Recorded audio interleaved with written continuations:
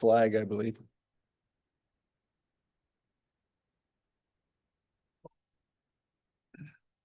Pledge allegiance to the flag of the United States of America, to the republic for which it stands, one nation, under God, indivisible, with liberty and justice for all.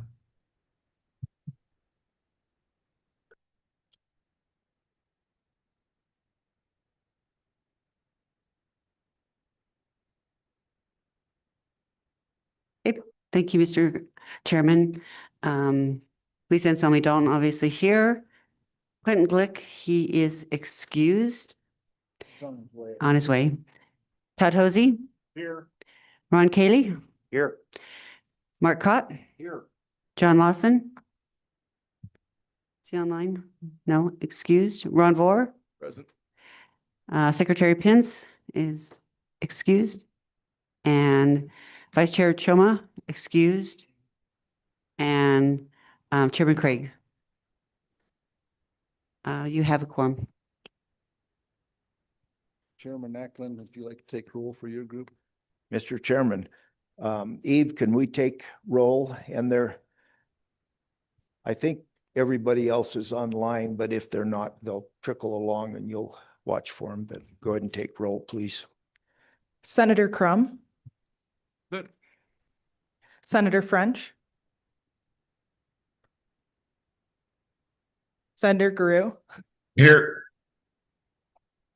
Senator Jones. Two. That's good. Senator Larson. Here. Representative Banks. Here. Representative Chestick. He's somewhere. He'll be here soon. Excused for now. Representative Larson. Representative Lawley. Representative Strock.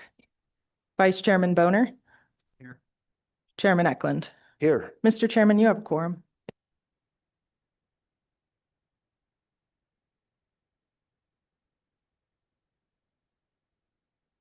Let me turn my mic on. I'd like to take a minute to thank the couple of our commissioners who went above and beyond in the tour yesterday. Commissioner Selmy Dalton was very generous, served us breakfast yesterday morning, and the hospitality was very, very appreciated. And Commissioner Mark Cott, and there must have been a tremendous amount of effort that went into putting all that together, and then the office staff as well. I'm sure there was a lot of work that went into that. And I also believe a thanks was in order to those minds that hosted the tours. It was very, very informative, and I appreciate that very much. So thank you to all of you.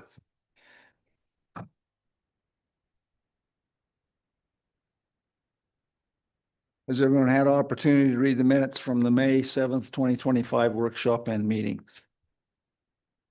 Are there any additions or corrections to those minutes? If not, can I have a motion to approve the minutes? Mr. Chair, Commissioner Daly. I move to approve. A second? Second. Made by Commissioner Cayley, second by Commissioner Selmy Dalton. All in favor? Aye. Aye. Opposed? Motion passes.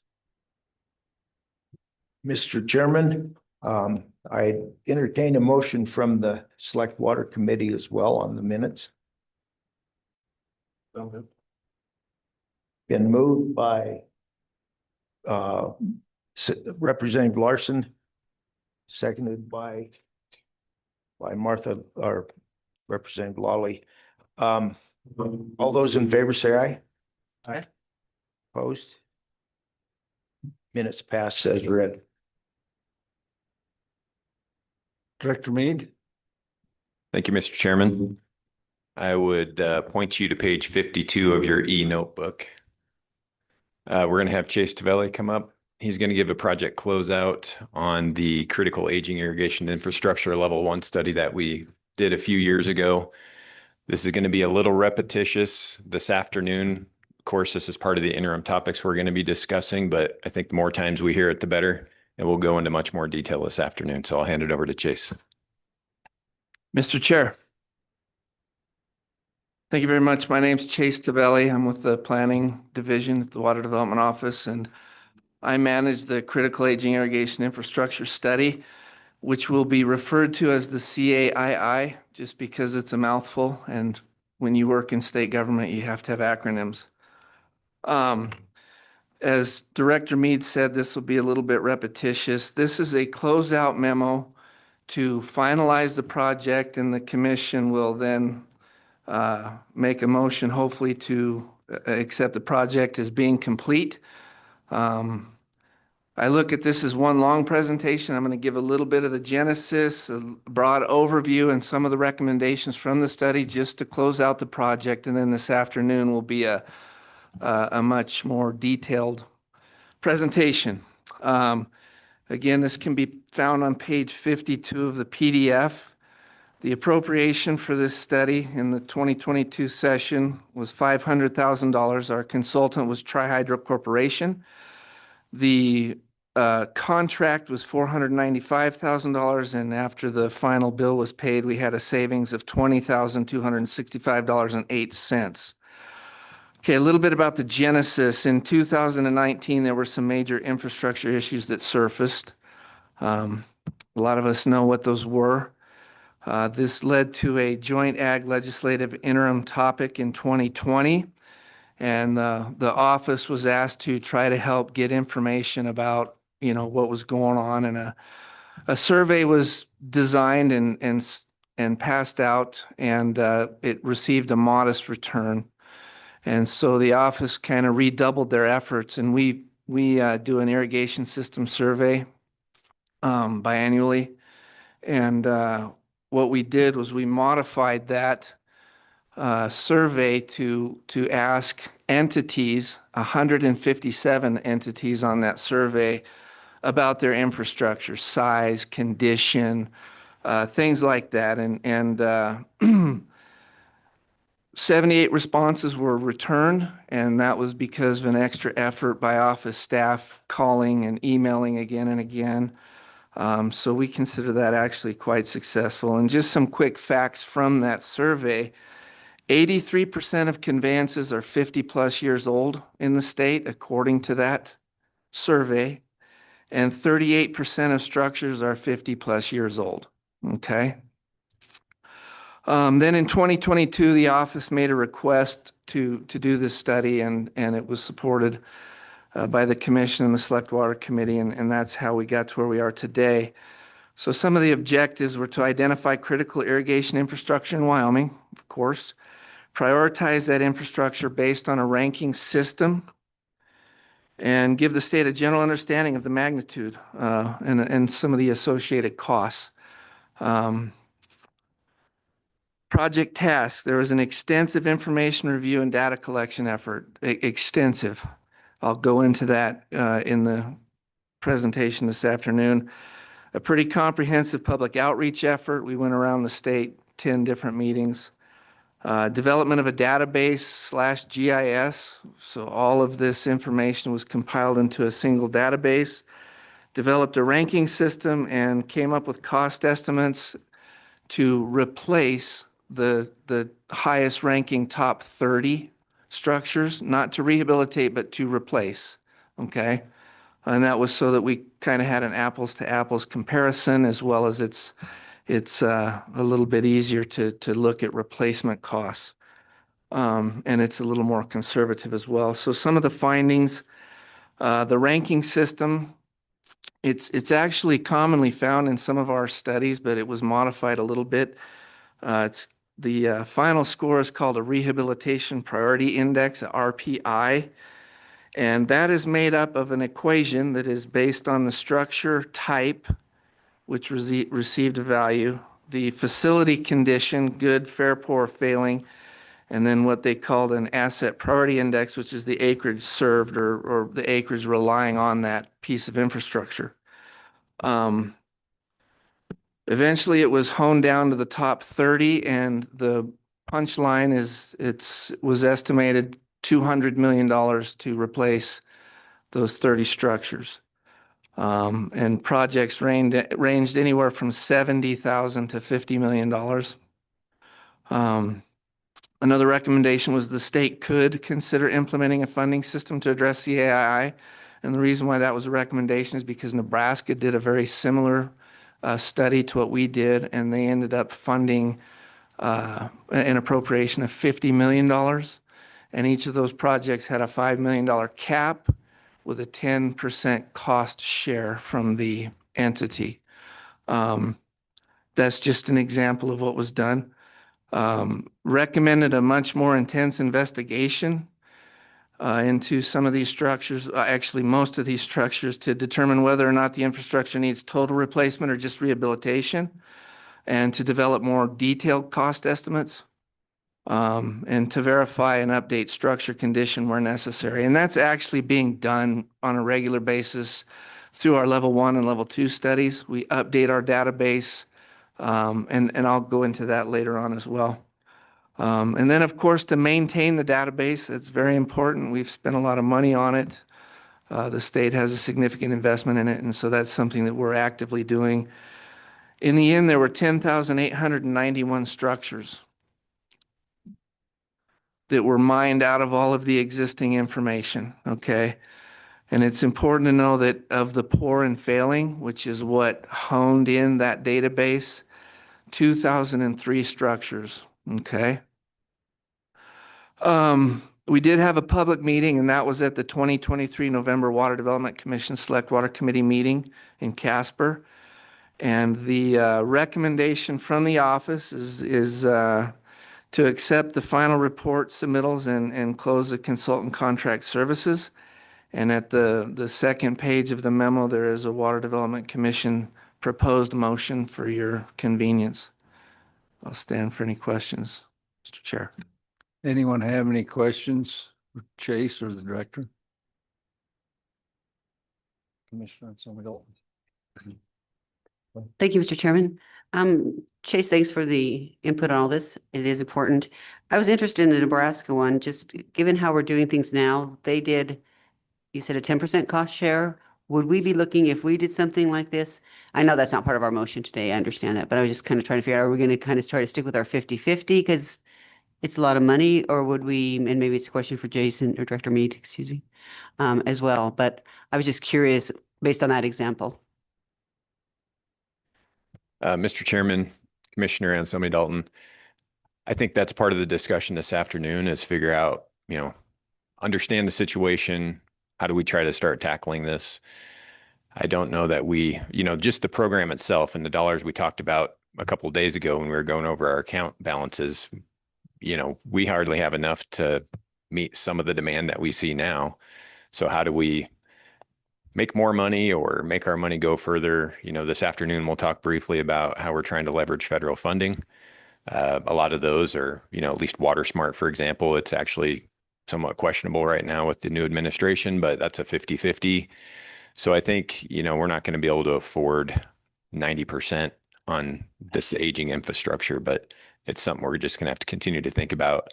And it's no different than the municipal infrastructure issue we're going to be talking about. There's that gap, identifying that gap, and then figuring out, assessments. Do they need to raise their assessments? Do they need to set aside money? Are there statute limitations that don't allow them to do that now? So I think more discussion this afternoon. I don't know if we'll come up with an answer this afternoon, but at least start the discussion or continue it. Yeah. Other questions? Senator Bonner. Thank you, Mr. Chairman. We're not to get too much into the discussion this afternoon, but, do you have a breakdown of the type of entity that owns that infrastructure? I know we have, irrigation districts, we have, conservancy districts, we have different types of, special districts that deal with potentially, water improvement. Do you have a breakdown by the type, of ownership, I guess? It's a really good question, one I've never thought of, and I'm not aware that we do have that breakdown. Now, I mention it because it seems like there are different statutory provisions for those different types of entities. So it's something that the committee may think about over the next couple hours at least, to see how we may have to treat those differently or maybe all the same. We'll see.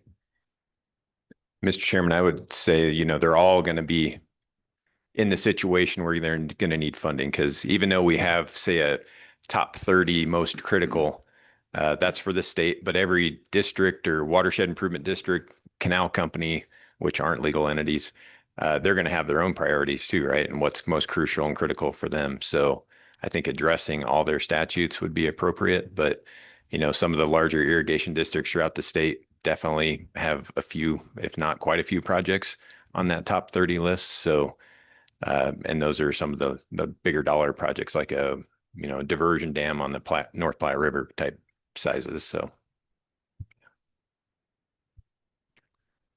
Are there other questions or comments? I have a motion to accept the planning closeout memo. Mr. Chair? Commissioner? Mr. Chair, I move acceptance of the critical aging irrigation infrastructure assessment level 1 study project report as being complete. The second? Second. Motion by Commissioner Anselmi Dalton, second by Commissioner Kaylee. All in favor?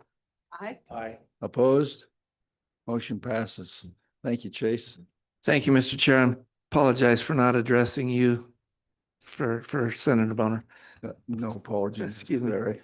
Thanks anyway. Director? All right. The next agenda item is the Alkali Creek Reservoir discussion. So we had a brief discussion about this back in May, and it was more related to contracts with our third-party NEPA contractor and some of the things going on. But I did mention this project's been languishing for a while because of need to acquire easements and some land acquisition for the project. So I'd like to talk about that a little bit. The Alkali Creek Reservoir project, the genesis of it goes back 15, almost 20 years now. There was a gentleman in the basin who's since passed away, Cecil Mullins, who was, experiencing drought and all the bad things that come with drought, not only for irrigation and agriculture, but also the environment and wildlife and fish and everything else. So we went up there. I remember 2007, we were at the 10 Sleep Senior Center and explaining what watershed studies were. And those folks, by the end of it, we said, well, there's a $1,000 application fee to get in the door for a study. And they were all pulling $20 bills out of their pockets at the time to come up with that application fee. Since that time, we've gone through feasibility studies. What came out of that was, yes, storage would help up there to be more drought resilient. We looked at 35 or 45, I can't remember the number, different alternatives for reservoir sites up there and conveyance efficiencies and everything else throughout the Nowood River Basin. And the site we landed on was Alkali Creek because we felt like it was the most permittable. You got to go through the Corps of Engineers and everybody else get these permits, which is not easy. So you got to know that it's defensible going into that process. And it's no different than the project we heard on Tuesday when Bill gave an update on the progress on the construction of Levitt Reservoir. It's storing water in the springtime when you've got more in the creek than you need. It's passing us by. Might be too cold to put it on our crops yet. And we're storing that when we can with the present day water right. So it's not impacting existing direct flow irrigation users. So we can have that later in late July, August, September when the streams, a trickle. And we're still trying to get water on the crops, which benefits not only irrigation, but again, the environment as well, and fisheries and everything else. So Levitt Reservoir, we're talking Bighorn Basin, east of Manderson, west of Hyattville, if you know generally that area. It's roughly a 9,000 acre foot reservoir, I think 8,900. And I think what I mentioned here, the permits are all in place. So the 404 permit from the Corps, 401 certification, there's a portion of BLM property associated with it. So we had to get a right-of-way permit through them. That's all in place. We started down the design path to understand exactly where things were going to lie and have a better idea of, okay, not wanting to acquire too much property or easements and keeping those as narrow as possible. So once we got into that design, we identified that better and then started reaching out to the landowners. And when I say we, I've been involved in this project since the beginning as part of the Dam and Reservoir division of our program. But really the Nowood Watershed Improvement District formed. We had a steering committee when we started the watershed studies back in 2008 or 9. And then that morphed into a group of landowners that would potentially benefit from this storage project that then formed the Millwood Watershed Improvement District. So you may or may not recall, a lot of stuff goes on in the legislature, but there's been roughly $59 million appropriated for the construction of Alkali Creek Reservoir. The appropriation was set to expire or revert in July of this year. So at the last session, it was extended by a year to July 1st of 2026. And with the thought that there's a number of local legislators and others interested in that project, that they were going to try to work with those landowners and see if we could find common ground to keep the project moving forward. And then with the intent of having hopefully made some progress by next session and then figuring out what we do from there with the funding. So some of that conversation has taken place earlier this summer, late spring, early summer. And I've had some discussions with the folks that were part of those conversations. And I should say there was even conversations before that. There was actually mediation through the Department of Ag in late 2023. So what came out of that and understanding, and not all the landowners have come back to the table yet, or we had a chance to contact them, but a good portion of them and probably a representative portion. So the thought is really kind of taking a step back and looking more of like a integrated watershed approach that not only focuses on water storage, but also looks at conservation, water management, fisheries and environmental stuff. So the types of projects that we're talking about here that we've heard, and these aren't new. It was kind of reiterated, I think, with the most recent discussions, are projects. One, something that's very important to them is we're looking at the Anita ditch to fill the reservoir. It's an existing irrigation ditch, and those folks would like to see that put into a pipe. That is not a cheap project. We're talking about several miles worth of pretty large diameter pipe, and probably two pipes, one to fill the reservoir, one to fill the irrigation rights, the direct flow rights. And then we've also talked about, and that not only helps with filling the reservoir, but it's also a conservation and efficiency type project. We have some of those spots in the Anita ditch that are fairly leaky, so that would tighten that up.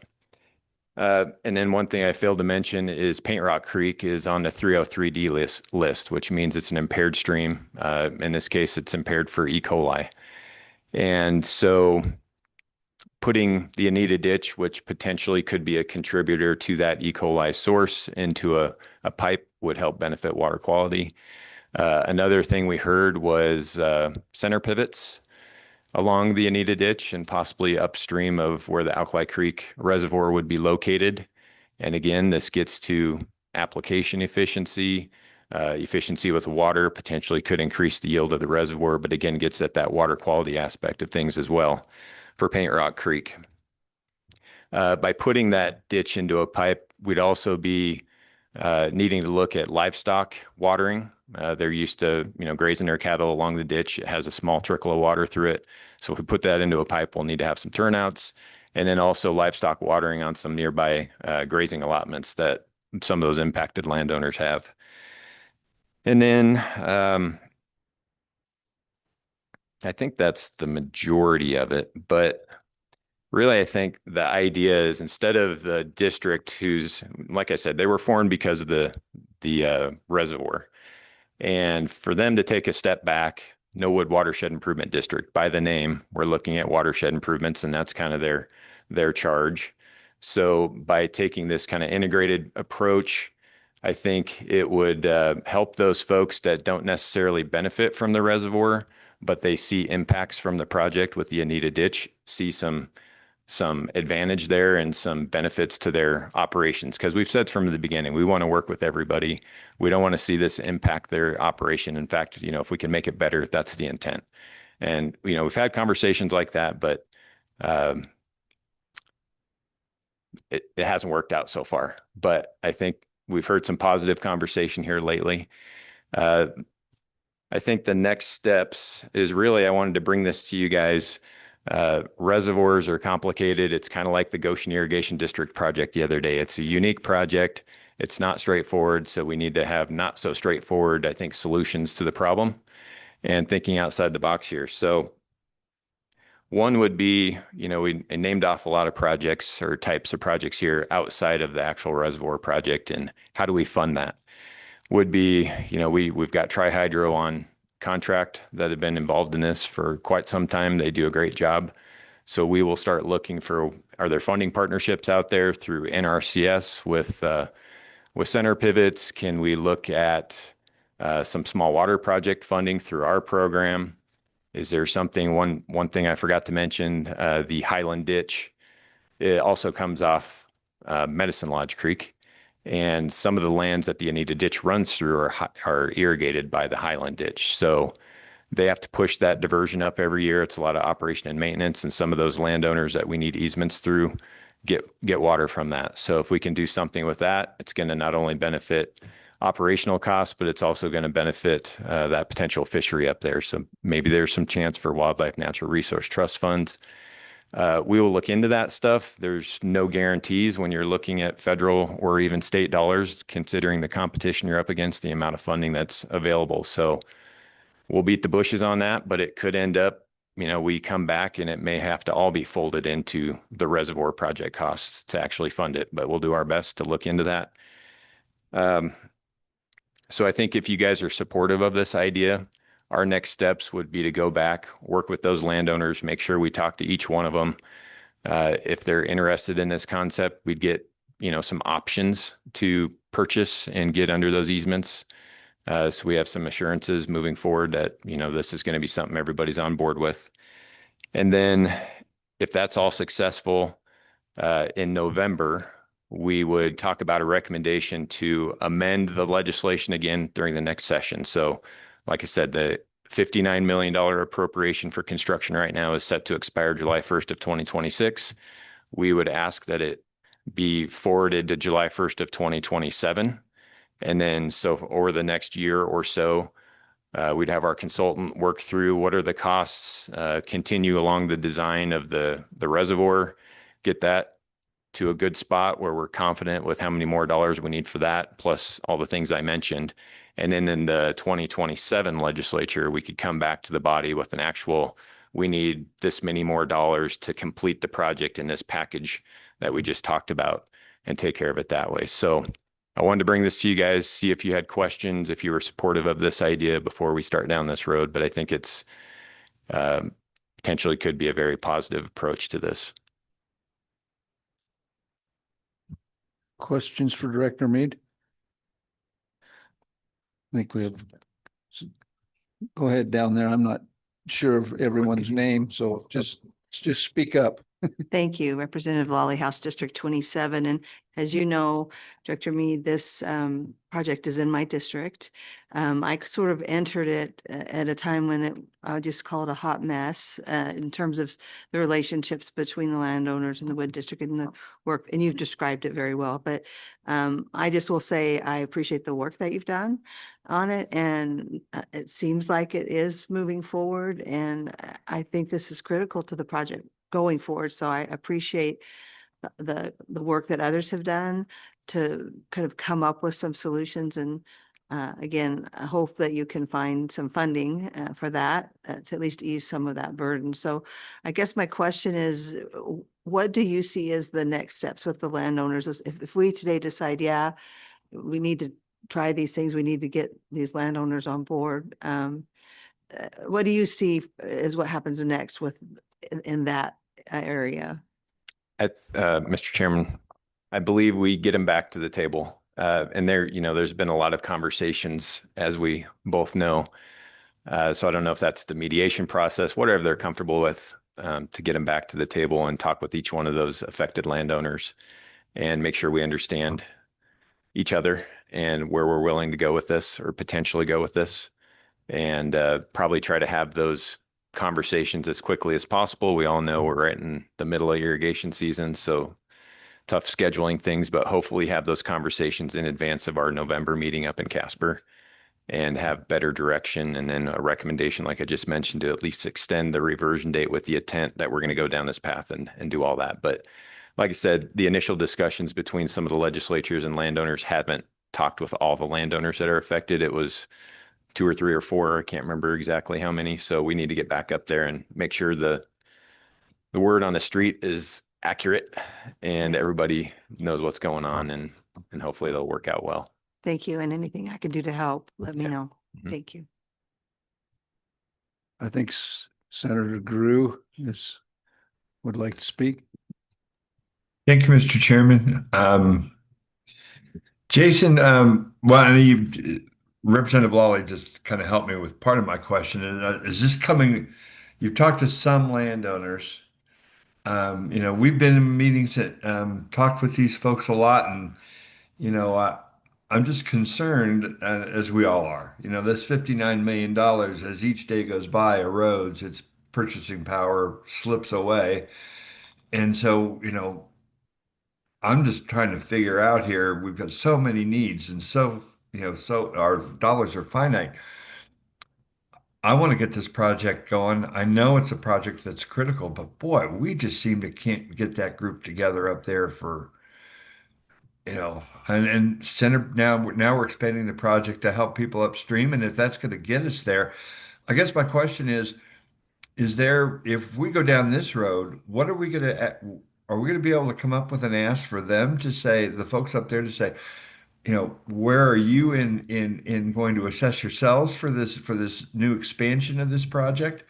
Because I want to see this go, but I'm really just concerned with how we're gonna fund it, what the new price is gonna be with these add-ons. They're all critical, and if it gets everyone on board, great, but it's gonna be looking at a bigger ticket. So just talk a little bit about what you're hearing up there and seeing. So, Mr. Chairman, Mr. Chairman, Senator Greer, I wasn't directly involved in those conversations, but from the secondhand conversations, I do think there's some willingness to maybe cost share, understanding some of these things might not be 100% grant funded. Again, we need to go back up there and have those conversations so everybody's on the same page and understanding what the wants are and what we can actually do. The one thing I would say as far as funding, yes, last year, I think it was when we had a slightly different select water committee member, we were talking about that conversion of ditch to pipe, and that's a $20-30 million project. But I think there are benefits to that project too, not only to the reservoir, but water quality. The other thing I would say is account 3 is our dam and reservoir account. We don't use it for irrigation infrastructure rehab. We don't use it for new water development. It's for reservoirs. And there's a balance of $55 million in there. So I think we have the funding available to complete the project above and beyond what we would need from the already existing appropriation of $59 million. So, it's not every day that we have a reservoir that's permitted and we're given the green light from the federal government to go build. So I think when we have that opportunity, we should take it. And I don't think anybody's going to regret it 50 years from now that happened. And Mr. Chairman, I couldn't agree more. I think that, and that's my point. I just don't want to see us erode the project that we need to do, and that's the dam, to, with these other projects, and then all of a sudden we look up and we don't have the money to do any of it. And that's my concern. So I want to let those folks know as my dogs start to bark. Hopefully we'll hear from them soon. So thanks. Senator Boner, did you have a question or comment? Mr. Chairman, I think that's exactly what I was going to say. I think it's really important that you show some meaningful progress by November. That means have a concrete path forward, make sure at least some improvement, have more landowners on board than you currently have, or consider other options that are available. So I guess there's not a question there. Mr. Chairman, we'll do our best with trying to get people to the table with schedules, but yeah. Okay, Representative. Thank you, Mr. Chairman. Director Mead, I think my biggest concern, and I'm, totally okay with this project as long as the landowners are and you're able to come to an agreement with everything there, is, we're coming up in the House side at least, and this is all temporary, where we want to cut 30%, or the House wants to cut 30% of our budget. I just don't see right now a future where they would want to spend millions and millions of dollars on that. So I think there's just, I mean, I just can't guarantee what the future looks like. I think we should definitely invest in water projects, but whether that's a priority of the current legislature or a future legislature is yet to be seen. And obviously that's a consideration there. Mr. Chairman, if I could respond to that for just a second. I hope we're not talking about 30% cuts in the water development program funding, but just as a reminder, you know, our program's funded through mineral severance taxes, and it's that thought of taking revenues from a non-renewable resource, extraction of coal, gas, et cetera, oil, and investing that in our future for the renewable resource of water. So it's not general fund money. And I mentioned account 3 and the $55 million balance there. So I wouldn't be asking for general fund money, if that's any, you know, if it, whatever. Go ahead, Representative. I'm not sure if that group necessarily differentiates where it comes from. It's all spending and Yeah. I don't know. But who knows? I can't speak for other people for sure. Yeah. Mr. Chairman, I'd also, you know, get up on my soapbox for a second here, but most of our rural communities throughout Wyoming, our small communities are dependent and there because of agriculture. So if agriculture is successful, our communities are successful. So hopefully they see that investment as a future for Wyoming and hopefully next generation of agricultural and irrigators. So, and I'll make sure I differentiate where the funding would be coming from when I'm talking about that with everybody. Thank you. Director, any other questions? Representative?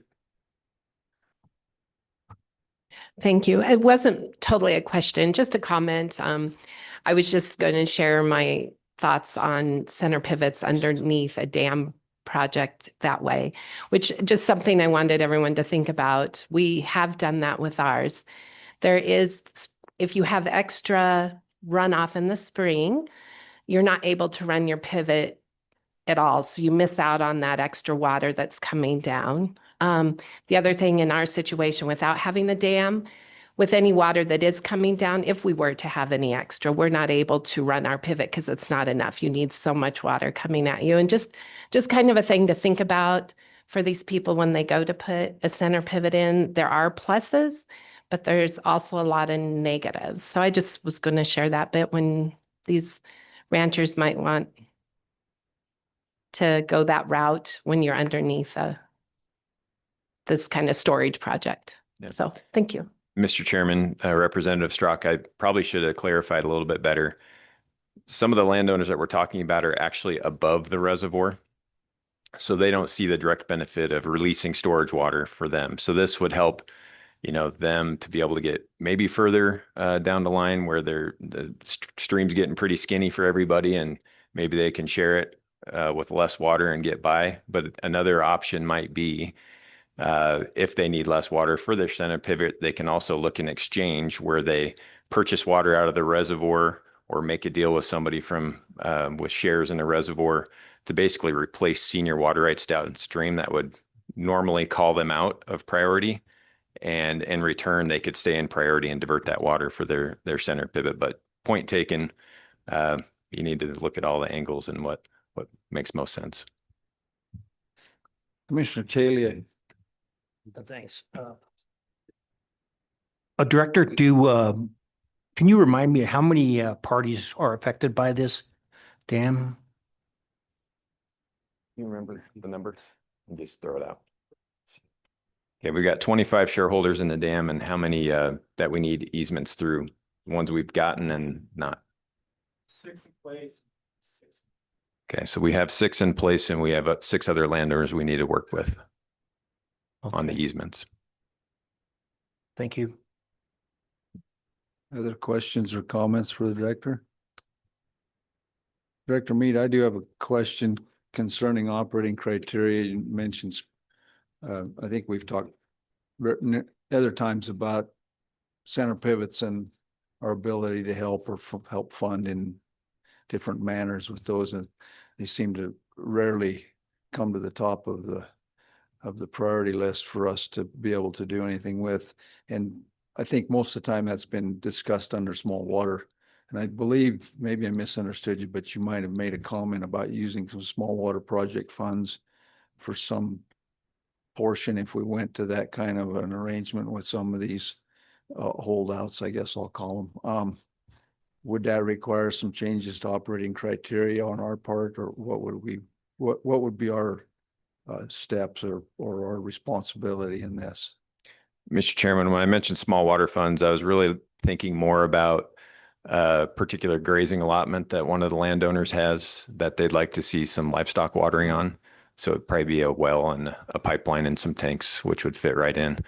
The center pivots, again, thinking outside the box in this watershed type approach where it could have multiple benefits, not just to that particular landowner. I'm thinking trying to wrap that into just the cost of the project, the reservoir project in account 3. And, we look at our constitutionality in Title 16.6 and make sure we're not giving a gift to somebody. But if it benefits the watershed and has public benefits such as water quality improvements, then I think that statute can be fairly broadly interpreted. Thank you. Any other questions? Mr. Chairman. Thank you, Mr. Chairman. Can you tell us that I know we're going back to the easement issue, the percentage of easements that we do have for the project in the ditch and such. And I think some of those easements already that have been obtained are from the federal government, BLM in particular. I understand we have 85% of the easements in place. But if you could clarify that, thanks. Yeah, Mr. Chairman, Senator Larson, you're correct. Bureau of Land Management, BLM, we do have that right of way in place through the NEPA process and signatures and everything. I'll hand it over to Derek Thompson with Tri-Hydro, who's our engineer and doing a good job. So he can tell everybody about that. Mr. Chairman, Derek Thompson, Tri-Hydro Assistant Project Engineer on the project. Senator Larson, you're right. We have about 86% of the length of the ditch under an easement currently. When you figure in the rest of the land that has been either acquired or the right of way through the BLM, it's well over 90%. I don't remember the exact numbers, but could get that for you guys if you would like. Other questions? Mr. Chair. Commissioner? Thank you, Mr. Chair. Jason, Director Jason Mead, I am concerned. I mean, 15 years we've been fighting with these people and had these landowners, in a sense, holding us hostage for this Anita ditch. It's $20 to $30 million for that. But then we have Paint Rock Creek.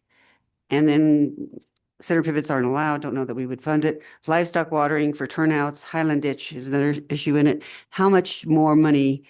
I mean, do we throw $1 million at each of these people and move on because we're being held hostage?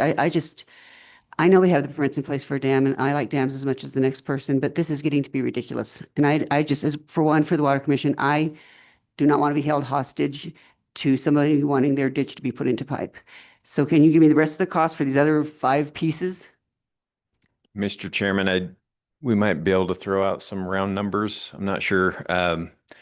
But I would say, we haven't been fighting with these landowners for the past 15 years. Yes, we had a lot of public meetings throughout the feasibility studies and things like that. I will take full responsibility. I was probably over optimistic at some points when I heard some pushback. But we've also heard, had some landowners move there within the last 5 years, I guess, or time goes so fast. It seems like just a couple years, but so, they weren't aware of the project and weren't part of all that previous work. So, didn't know what they were buying probably, and the fact that there was a project associated with the potential land they were purchasing. So, I don't know. We're trying to find a win-win, like I said, that's going to help everybody. I don't think we can turn around and just start throwing $250,000 at everybody. That does look like a gift. So if we can benefit the watershed, and benefit multiple things, I think that's an approach we can take. Derek, I don't want to put you on the spot, but do you have any thoughts on costs, just ballpark or ranges of numbers? Mr. Chairman, I don't have exact numbers, but I would say we haven't been fighting with them the last 15 years. Majority of that was in the level 1, level 2, phase 1 and 2 studies. Easement discussions really started up around 2021 when we were doing the 60% design. As you guys know, we wanted to get to 60%, so we knew how much land we actually needed to acquire through an easement itself. Those discussions have been ongoing. Like I said, we have 6 easements currently in place. These last few easements are because of landowners that have been moved into the area within the last 5 years. I think of the 12, there's about 6 new landowners. So as this project was going on, they were not informed from the early days of the project. They're getting up to speed, and we could look into the individual numbers for each individual landowner, but like you said, majority of them do want a ditch to pipe through their land. Some of the remaining landowners are smaller landowners. They have 5-10 acre parcels. And so we're not talking about a really large length of pipeline. We presented that $15 to $20 million increase for the converting the entire ditch to pipe, but there are options out there to optimize design, filling over a longer period, using smaller diameter pipe, shortening the length of the pipe. We just have not gotten into that part of the design to figure out the individual numbers for each landowner, but it is possible to do. Mr. Chairman, Commissioner Ansemi Dalton, I might add to that. We're talking hundreds of $1,000s for center pivots. I would say there was some previous concessions or concerns with a particular landowner that would have required an addition to the project in regards to a berm associated with backing water up on a property. And I think there's maybe some willingness to look at some of these other options instead of that. So there could be some trade-offs as well that could lessen that impact, that funding impact.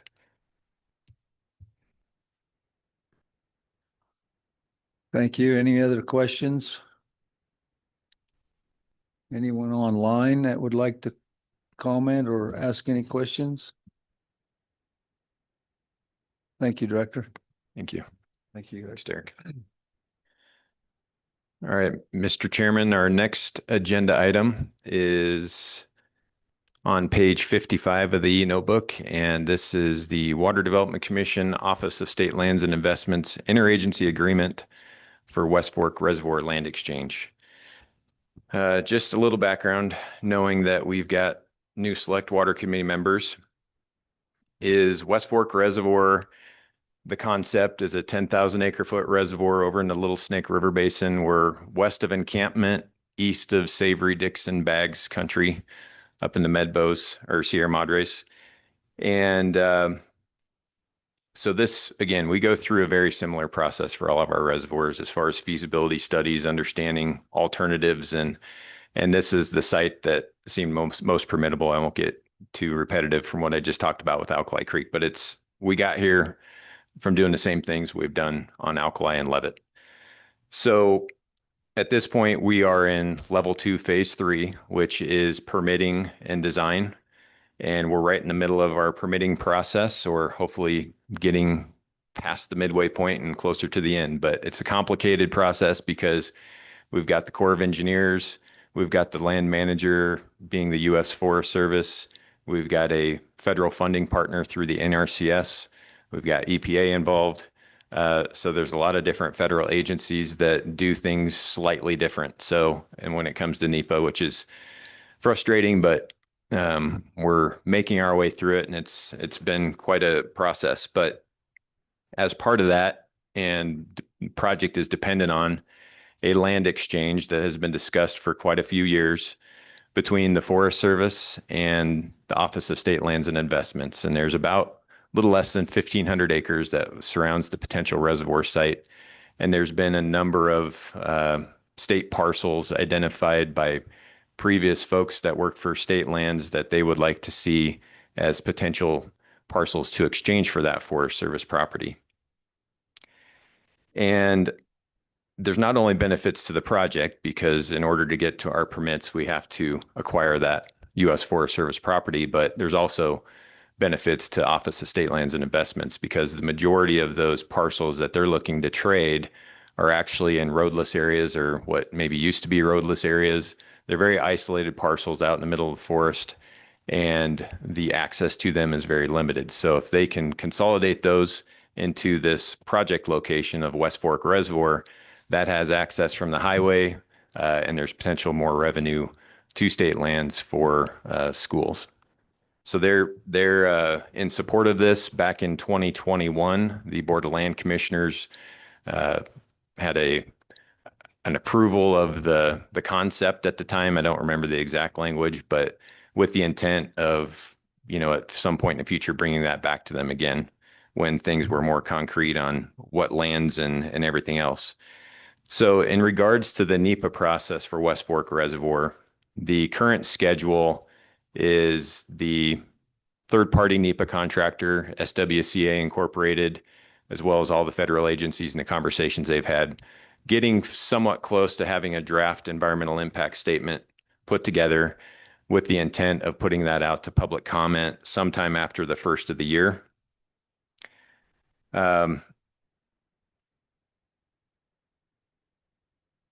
And the land exchange process has gone through a feasibility analysis to make sure it can be completed through the Forest Service regulations and if it's in the public interest. So that, I think, currently is awaiting signature. And then the next step would be an agreement to initiate. ATI is the acronym. And that is a 64-step process, literally, to complete that land exchange. All along the way during the NEPA process, our intent and what has been happening is the majority of the information that's going to be needed for the land exchange pretty much overlaps with the information that's needed for the impact analysis for the actual reservoir itself. So we've been collecting information that all parties can use, but there are certain things associated with a land exchange like surveys, mineral reports, different things like that that are specific to a land exchange that will still need to be completed. So what we're asking for here is the Forest Service has a collection agreement. So when a proponent brings something to them, it's not something they would normally do, then the proponent is expected to pay for their time to review and do the things they need to do to go through their process to complete whatever action is in front of them. So that currently sits at roughly $150,000. And then the remaining work, like I mentioned, surveys and different things, has been estimated by a consultant that's been hired and has been under contract with state lands, very familiar with land exchanges, would be about another $150,000. So, and there's been quite a bit of turnover with the state land office here as of late. Probably, again, my fault that I didn't have more conversations with them leading up to the last legislative session to get more funding in place to complete the land exchange. But at the time, we weren't really aware of the collection agreement and some of these final steps. So what I'm asking for is we have an appropriation for West Fork Reservoir from 2017. There's roughly $4.2 million. It's unobligated at this point. These are funds that we've been using for data gathering, bringing information to the NEPA process, and eventually would get into the design of that as well. So we'd like to transfer $300,000 of those dollars to the state land investment office so they can complete or continue to go through the process for the land exchange. I'm not sure there's much else I want to go into on that. Maybe I'll open it up for questions. Sorry, I'm kind of jumping around here. Questions for the director? Director, we would need a motion then to make this transfer of funds. Is that correct? That's right. And I would say that motion would be upon AG review and approval. It's still at the AG's office.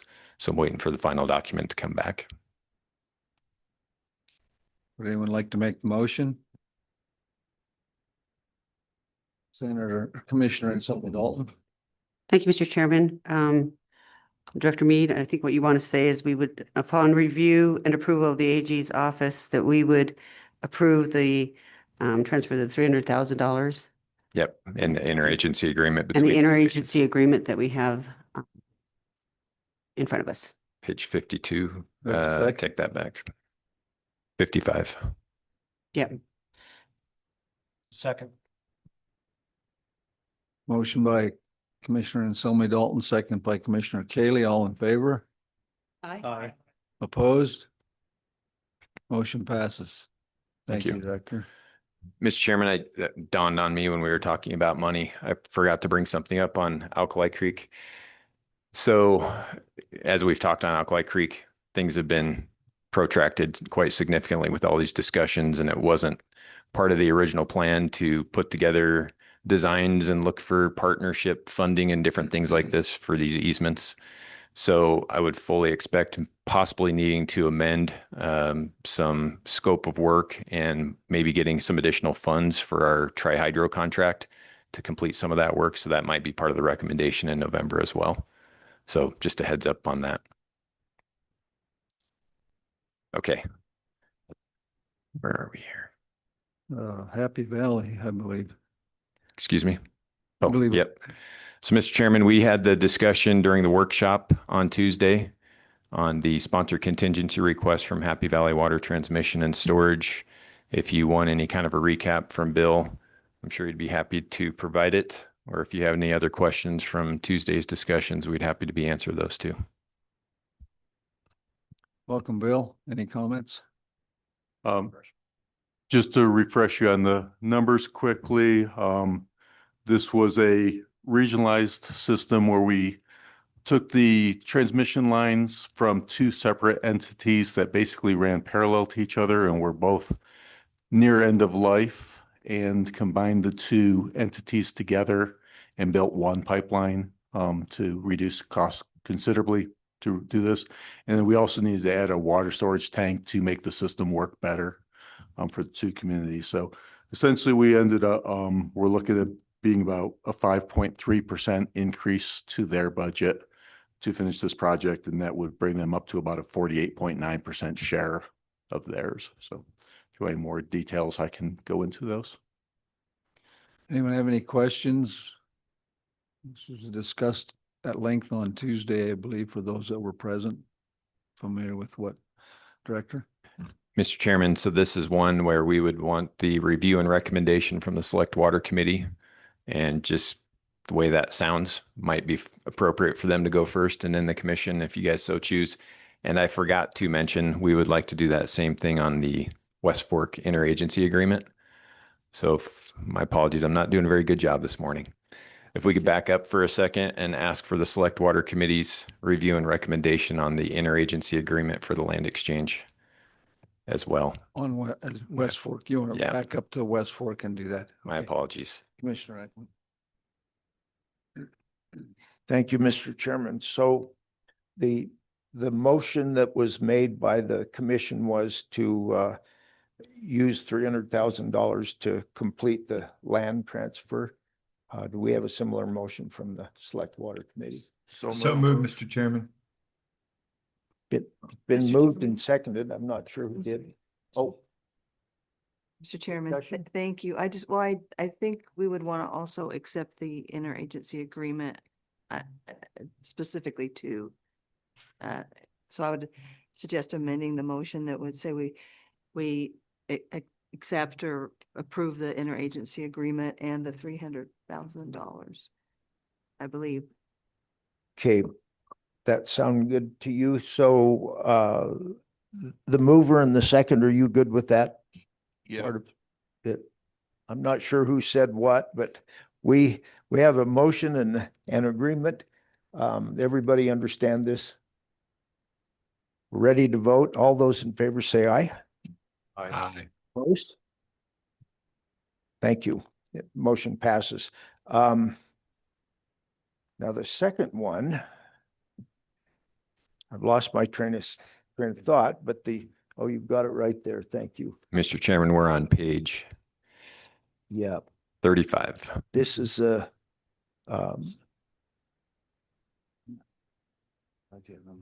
yeah, this is on the sponsored contingency account. And there was a motion by no, there is not a motion. We're first on this one, correct, Director? And Mr. Chairman, I believe you would be reviewing and recommending a recommendation from our office to provide 50% or $365,000 to the Happy Valley Water Transmission and Storage Project out of the Sponsors Contingency Fund. okay, committee, did we get that? Do we have a motion to that effect? So moved. Okay, so moved by Senator Boner and seconded by Lawley. All those in favor, or any discussion? All those in favor say aye. Aye. Opposed? Motion carries. Thank you, Chairman. So I guess it's our turn now for the Happy Valley. So we'd have a motion for the transfer of the fund or the use of the contingency funds. Chairman, I would move to transfer the $365,000 to Happy Valley Transmission and Storage out of sponsors contingency fund and to approve the amendment number 2 to project agreement Happy Valley Water Transmission and Storage 2023 agreement. I have a motion. Do I have a second? Motion by Commissioner Anselmi Dalton, second by Commissioner Hosey, I believe. Any discussion? All in favor? Aye. Aye. Opposed? Motion passes. Thank you, Director. I think now we're on to other discussions. Thank you. Mr. Chairman, so as you recall, on Tuesday at the workshop, we spoke at length on the Goshen Irrigation District tunnels and the request that the Irrigation District had in regards to being able to utilize the construction funding in the amount of $41,810,000 upfront and early in the project. They are in search of additional grant dollars. They spoke at a number of kind of irons in the fire that they were looking at that sounded somewhat promising in my opinion, as well as the fact that if they start drawing on their XM Bureau of Reclamation loan early on, then every time they draw on that, they start accruing interest on that loan. So their request is to spend the state dollars first. We discussed the language in the contracts or the agreements between us and them, as well as some general provision language that says they will come up with the other dollars and complete the project. So I think there's coverage there, but again, I think they're hopeful to move forward and find some additional funding and avoid having to take loans. So with that, I've provided a motion for your consideration, just to kind of get on record that the body supports this idea, and then the office would move forward with that implementation. And same thing, I think Select Water Committee being, the legislative body and making sure we're following the intent of the statute and the legislation, I would appreciate their review and recommendation as well. We would like their review and recommendation ahead of ours. Is that correct? They're reviewing and recommending to the commission, so it just seems the appropriate order. Okay, thank you. Thank you, Mr. Chairman. So committee, do you understand this? At least in part, maybe altogether, we're receiving money from the state of Nebraska, and they need it's ARPA funding. They need pretty immediate obligation by us, and we have the mechanisms. It's a bit odd, but we have the mechanism to receive this money. Do we have a motion? Mr. Chairman, Chairman Eklund, just clarification. So we're only talking about the state of Wyoming funds that were approved through LISRA and then more or less transferred through the commission. The Nebraska ARPA funds that are going to be used, yes, they're going to be used first, but that is Nebraska's part of the funding. And there's no action that needs to be taken by Wyoming for Nebraska to use their ARPA funds. This is just the Wyoming state funds for GID. Okay. Okay. Committee, so I'm a little mixed up.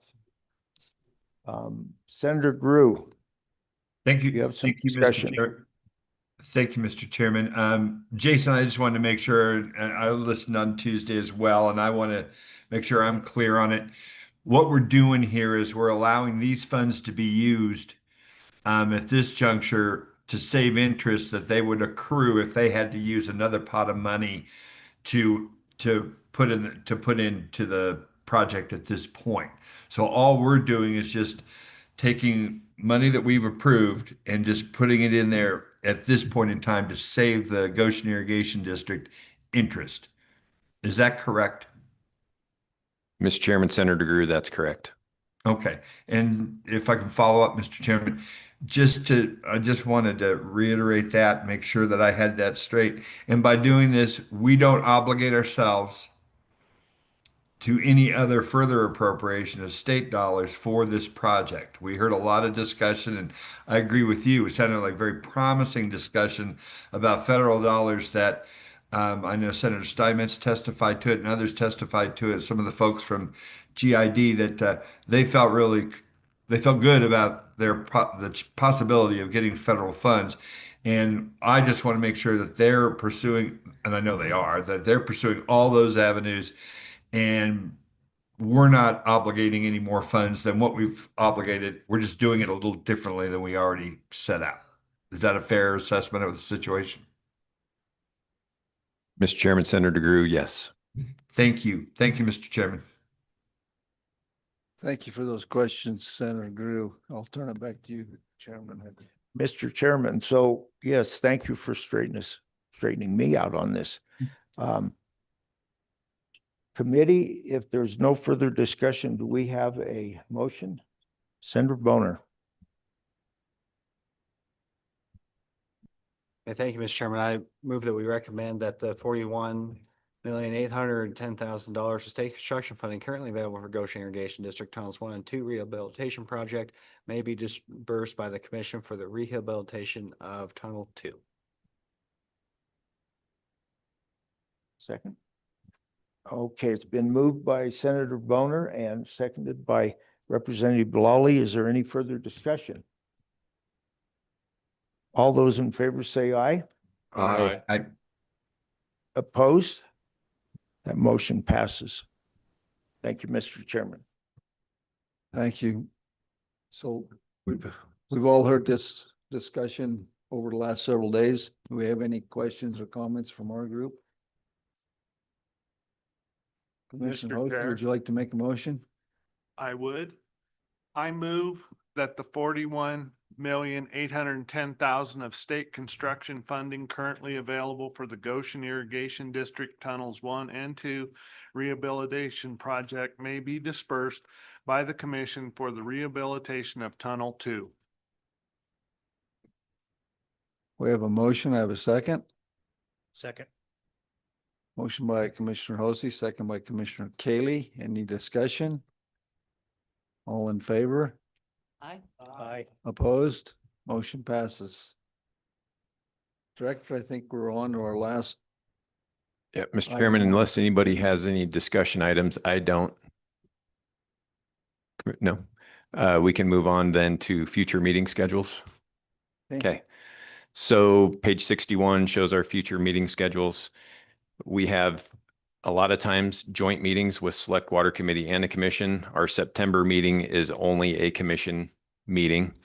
And what we're doing basically is back in May, if you recall, we had all of our planning study applications from sponsors. So since then, we've assigned those to project managers. They were assigned before then. But we've accepted proposals from consultants and put out the RFP accepted proposals. And I don't think we've gotten proposals back. Sorry, I'm not doing a good job this morning.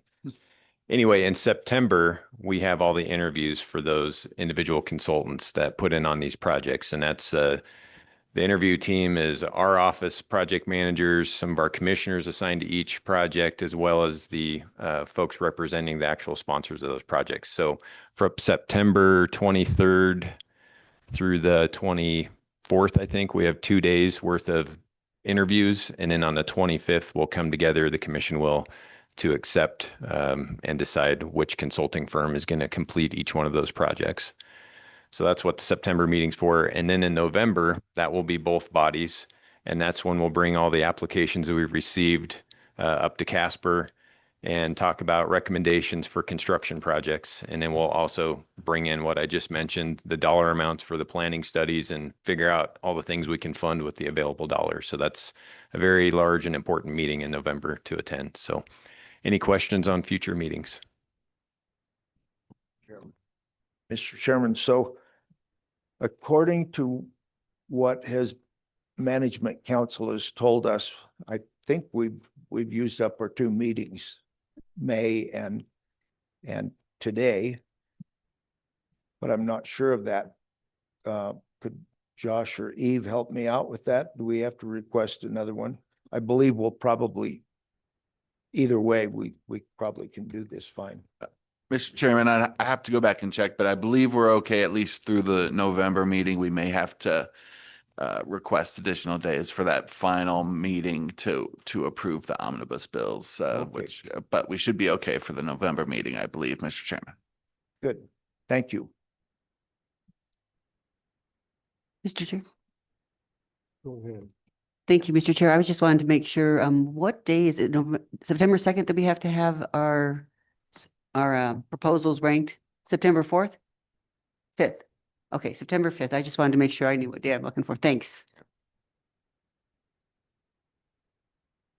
David and Katie had passed out some packets to commissioners for the meeting on September, and that was Commissioner Anselmi Dalton's question. We have to have our rankings for those proposals by September 5th. Everyone understand that? Go home and do your homework. Thank you. Director, anything else? Mr. Chairman, that's all I have. Then Select Water Committee, of course, has their interim topics to get into. Okay, with that, I would entertain a motion to adjourn our meeting. Motion made and seconded, and I'm not sure who by who or all in favor? Aye. Opposed? Motion passes. Mr. Chairman, Chairman Eklund, would you like to take a short break? I can gather my things and get off the hot seat, and then you guys can get started. Yes, before we start the select water meeting, we will take us a break, 15 minutes.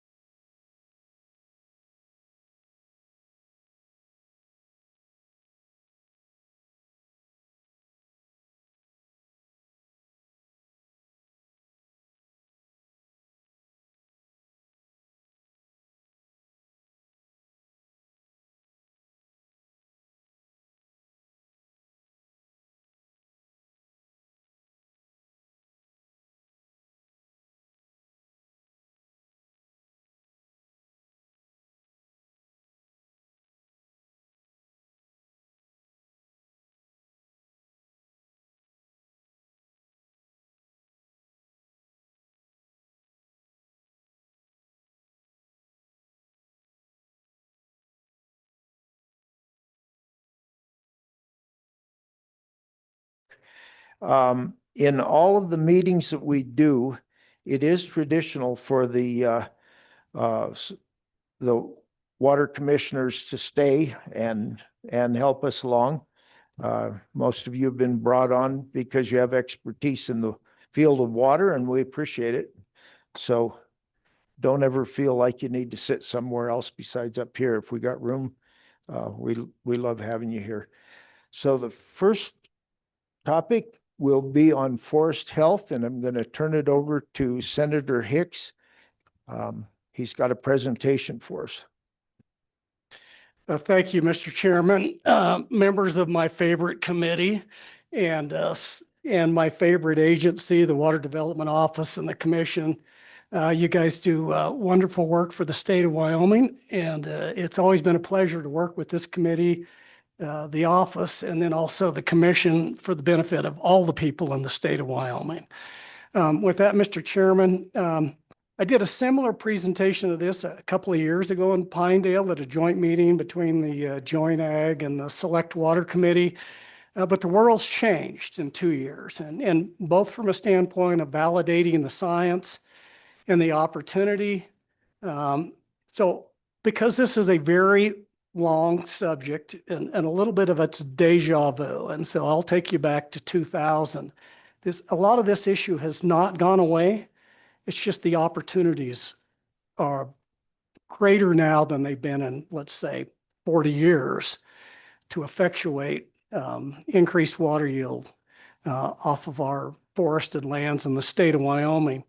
And so with that, I'm going to go through a presentation this morning. It'll be a little bit what I would say disjointed, because we got to go back and we're going to talk about research from the 1920s all the way up to 2024, policy issues that the state of Wyoming has grappled with, and what actions does the state have, what the federal government's done, and where we're at today, and then opportunities, and then some recommendations to the Select Water Committee and also the commission to take under consideration. So with that, I'm going to walk you through a PowerPoint presentation today. If we can go ahead and jump in. So why is this important? And it just has to go back to Article 8, Section 1 of the Wyoming Constitution. Water is the property of the state. We have a fiduciary responsibility to manage that resource for all the people within the state. It is the state's property. That's in our Constitution.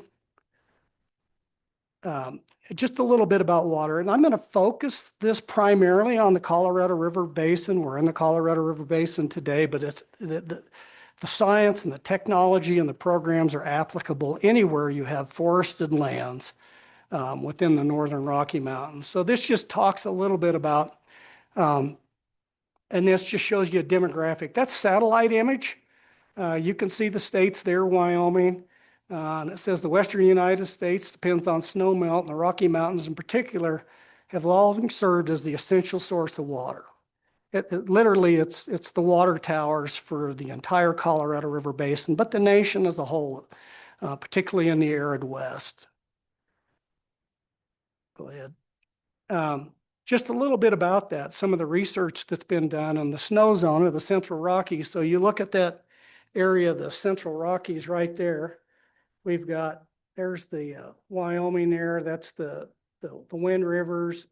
You got the Wyoming Range, the northern half of the Wasatch, the Medicine Bow Route National Forest, the Black Hills up there. That's where we get the largest snow accumulation. That's where the most opportunity is. Basically, you can go all the way back into the 40s, even the 20s, and it talks about interception losses in the winter months resulting in a greater snowpack accumulation. So I want you to think about interception losses, because this becomes vitally important as we start to get into the science. And so where does each one of you go when you're in a rainstorm and you're out in the forest? Where's the first place you go crawl under? The biggest, bushiest tree you can find, because it's dry underneath the tree. And so those are interception losses by that vegetation. It never makes it to the ground because it sits there in the tree. And then when the storm goes by and it warms up, that water goes right back into the atmosphere. So when we talk about interception losses, whether it's rain that's intercepted Or you talk about that accumulation of snow that sits on top of those branches. A process called sublimation is just evaporation of water from ice to vapor. Happens every day in the wintertime in the state of Wyoming as you're moving water out of that snowpack straight into the atmosphere. Interception losses become huge when we start talking about how we manage watersheds and forests to improve that. Go ahead. So just a little bit of background on why this is important in the Colorado River Basin. So if we divided the Colorado River Basin as a whole, you can see that in the schematic.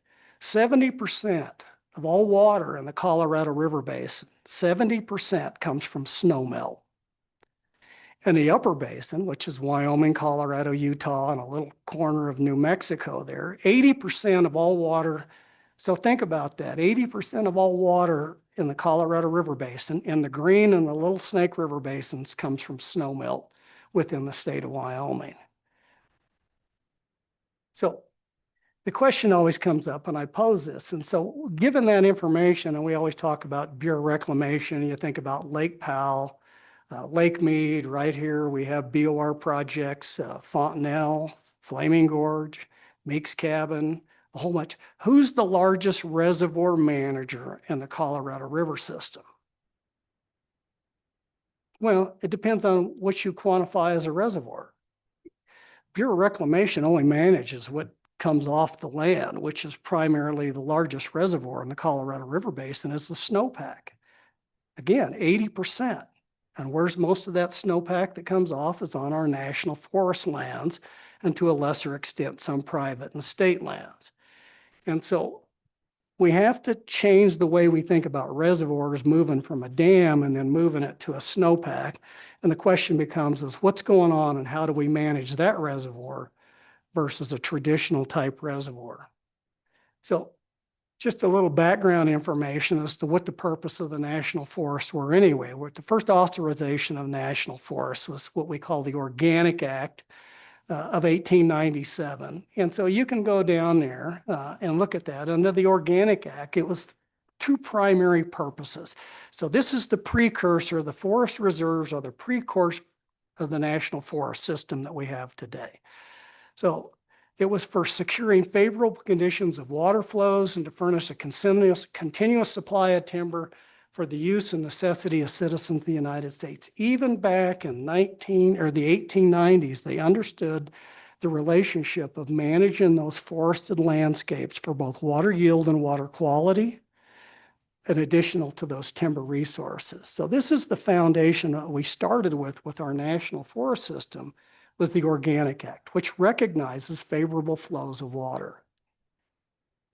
So I'm going to just kind of change here because you can't integrate, you can't segregate today national forests and forested management and fires. And so there's an interrelated, interdependent action that goes on. As we accumulate fuels or timber and our forests become more dense, older, thicker, more decadent, we increase forest fires. At the same time, we're decreasing water yield. Think about that interception and that ET and all of that vegetation. So they're absolutely interrelated and interdependent. And I forgot to put a slide on here, but this basically shows acres burned by decade in the Western United States. It's going up, folks. Next slide. This just shows the cost.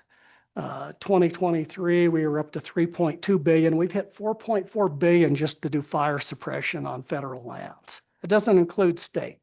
Last year, the state of Wyoming expended more money on fire suppression than we ever have in our history. The same trend's going.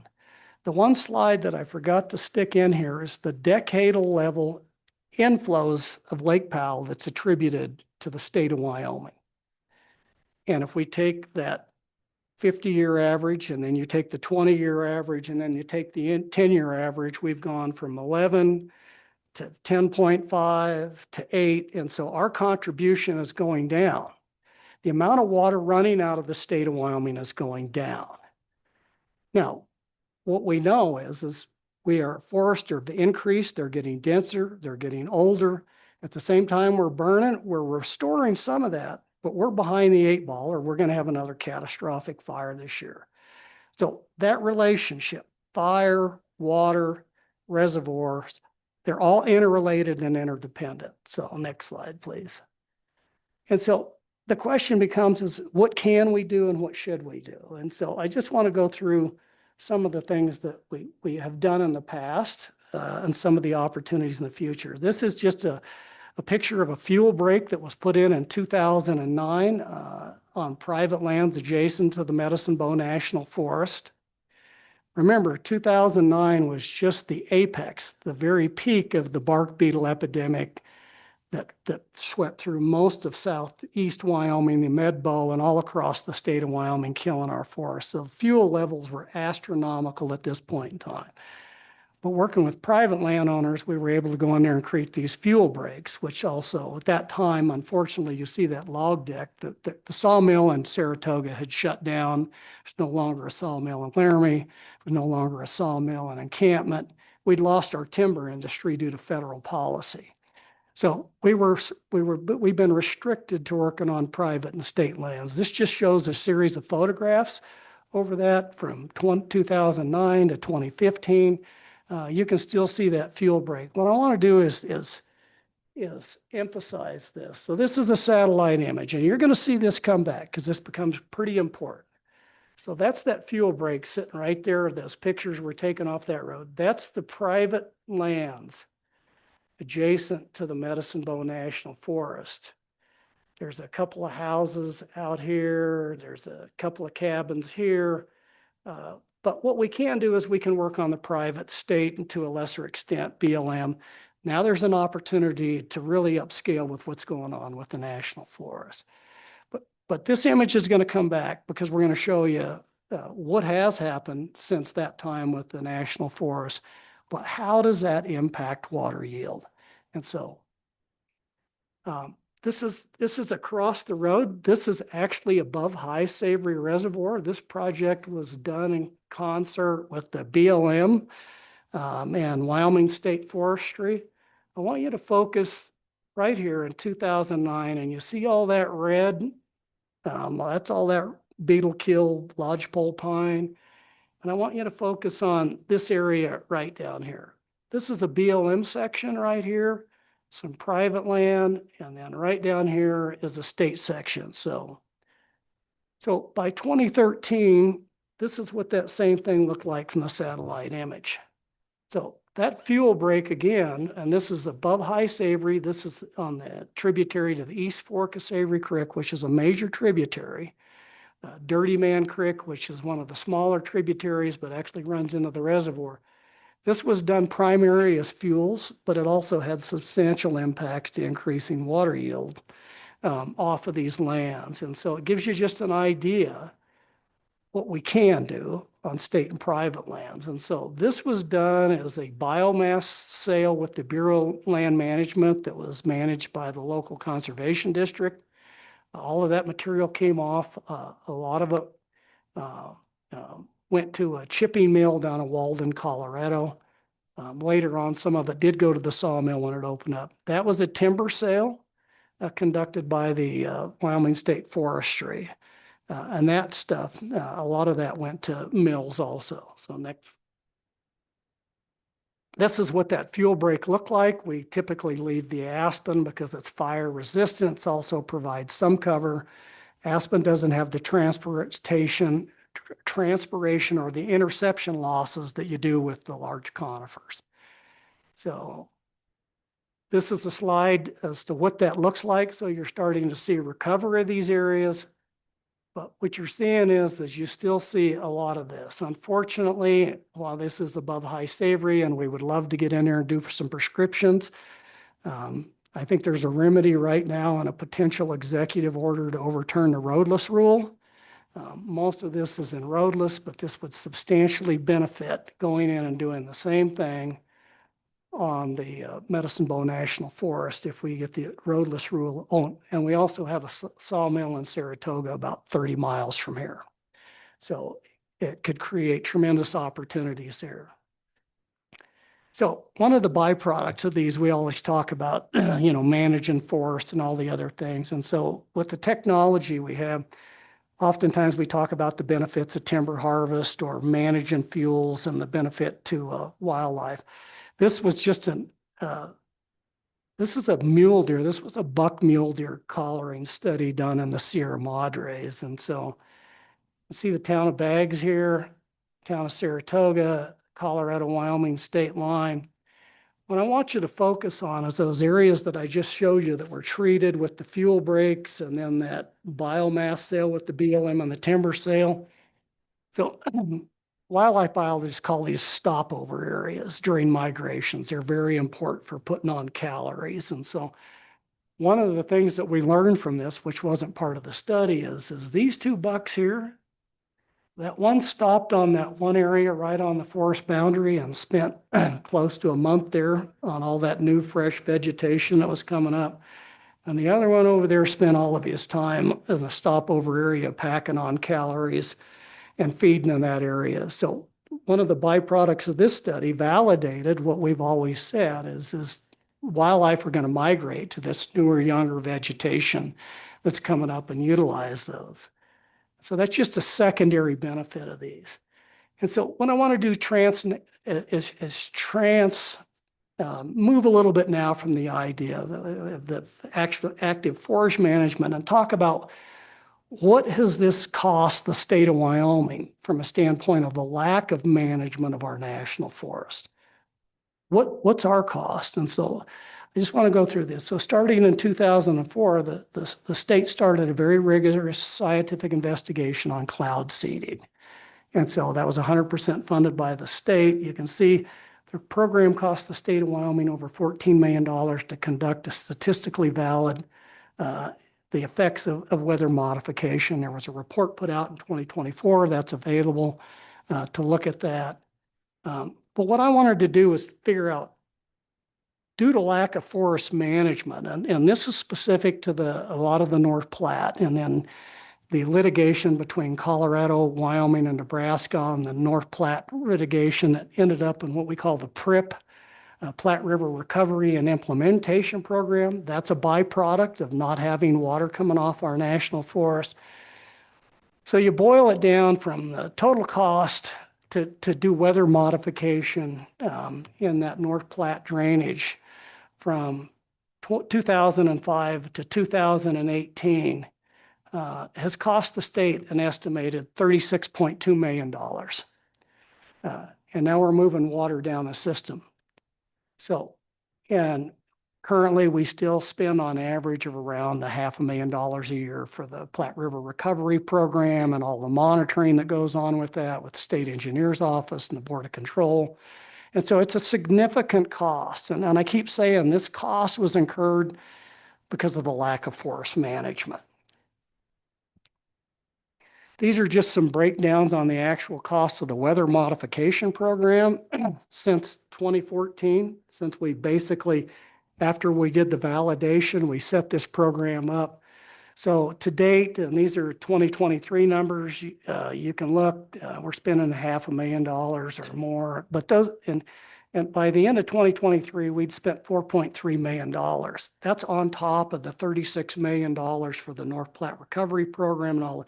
So we're $40 million into this program now.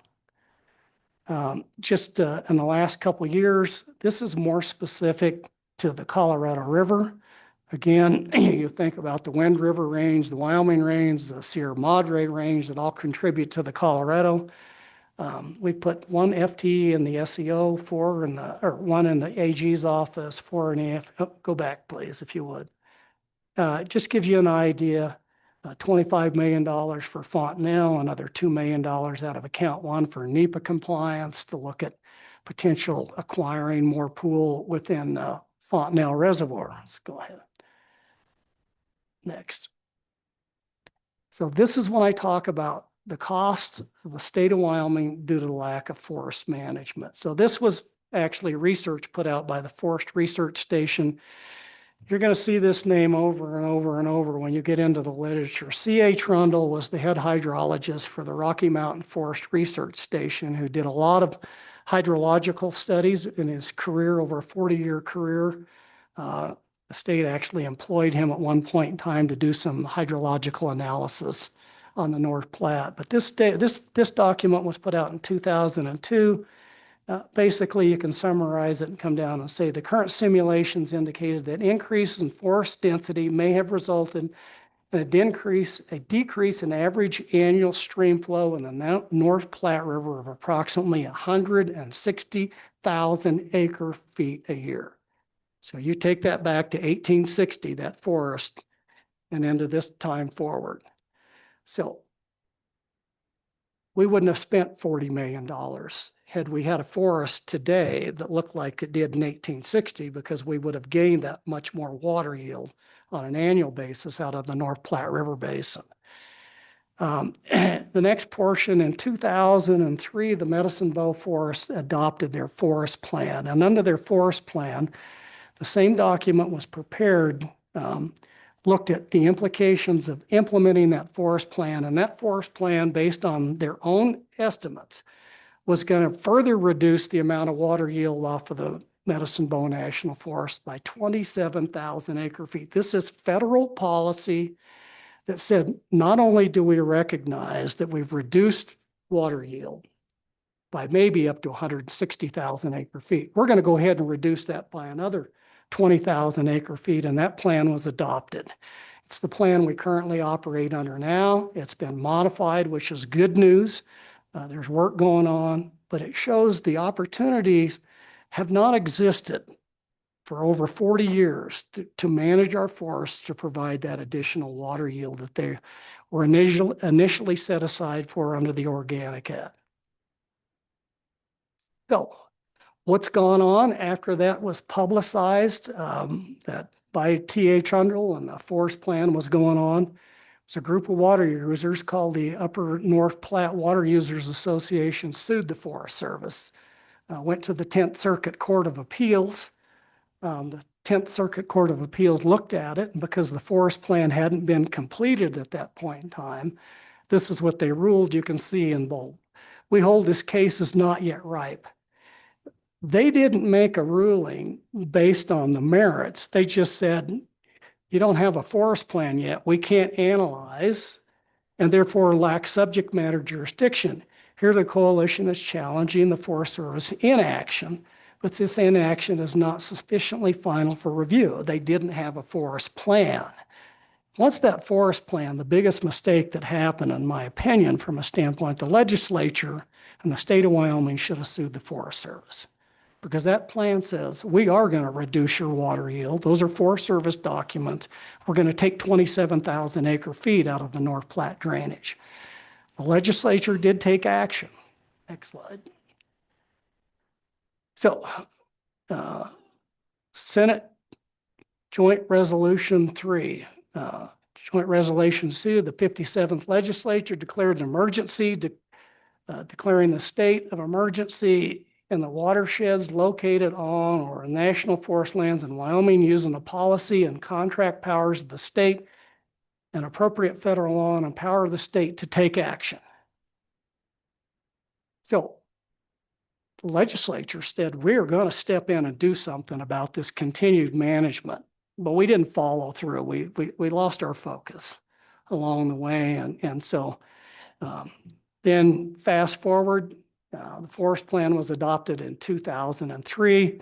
Legislature adopted a resolution saying we're going to use every tool that we have available to address this issue of forest management and the impacts of water users in the state of Wyoming and the United States.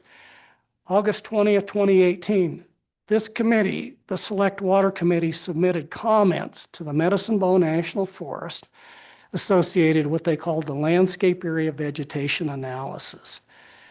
And once again, we found our federal partners were trying to constrain the ability. So the lava analysis was designed to look at over 300,000 acres of potential vegetation treatments on the 1.1 million acre Medicine Bow National Forest. Didn't say they were going to, it was an analyze and saying they potentially could happen. So under lava, under that EIS that was conducted by the Forest Service, one of the things that they adopted you'll see the language in here. It says, the committee submitted comments to urge the United States Forest Service not to limit the equivalent clear-cut area to 25% as outlined in the draft environmental impact statement. Forest Service uses an analysis called equivalent clear-cut area to analyze the effects of timber removal on water yield. That's what ECA does. And they said, we are not going to cut any more trees than 25% of what that water yield would increase under a clear cut. We're not. So they constrain themselves. The trouble is, if you go at all the scientific literature, what it says is you have to remove about 25% of the basal area before you start to see an increase in water yield. So even in 2018, the state of Wyoming and the legislature was still actively involved. The Select Water Committee submitted those comments and says, do not constrain your ability to manage these watersheds for increased water yield. Well, they adopted it. Now they've made some modifications to that since then to address some of the issues associated with the limitations on the equivalent clear cut area or ECA. So we're moving in the right direction. Next slide. So that was 2018. Well, guess who else took up the bandwagon about our dense national forest? So many of you probably don't know. Pat O'Toole. Just need a little pause here. He was a very close friend of mine, but he was a past legislator from Carbon County, served in the House for a number of years. He was also president of the Family Farm Alliance. The Family Farm Alliance is an organization that represents irrigated agriculture in the 17 western states, and they were invited to testify before Congress. This was the U.S. House of Representatives Committee on National Resources. Just boiling down the nuts and bolts of their testimony is that improving the condition of our national forest lands is of primary importance to water providers. National forest lands are overwhelming the largest source of water in the United States. You go on down, the unhealthy state of our national forests, which were initially reserved specifically to protect water resources, had led to a catastrophic wildfires that threaten reliability, volume, and quality of water for tens of millions of people. 44 million people get their drinking water out of the Colorado River system. 70% of that water comes from snowmelt off of our national forest. Next slide. So that was 2021. So you'll recognize this as, again, Patrick O'Toole testified before the U.S. Senate Committee on Energy and Natural Resources. At that time, Senator Barrasso was a ranking member on that committee. And again, they testified, you'll see Barrasso's name up there as the ranking member. Again, they testified to the fact in 2022 that the U.S. Forest Service not fully meeting the agency expectations, nor expectations of the public and stakeholders to improve forest management. We believe active forest management can increase water yield, improve water quality, provide jobs, reduce the cost and danger of firefighting, and increase forest resiliency. Congress is paying attention. Next slide, please. Again, in 2022, before the House Committee, the executive director testified again before Congress that forest management impacts the upper watershed and water supplies, and it's hard to overstate the importance of snowmelt. Congress has recognized, and that bill that Senator Barrasso had in 2022 was a bipartisan bill to start looking at this issue. And so, next slide, please.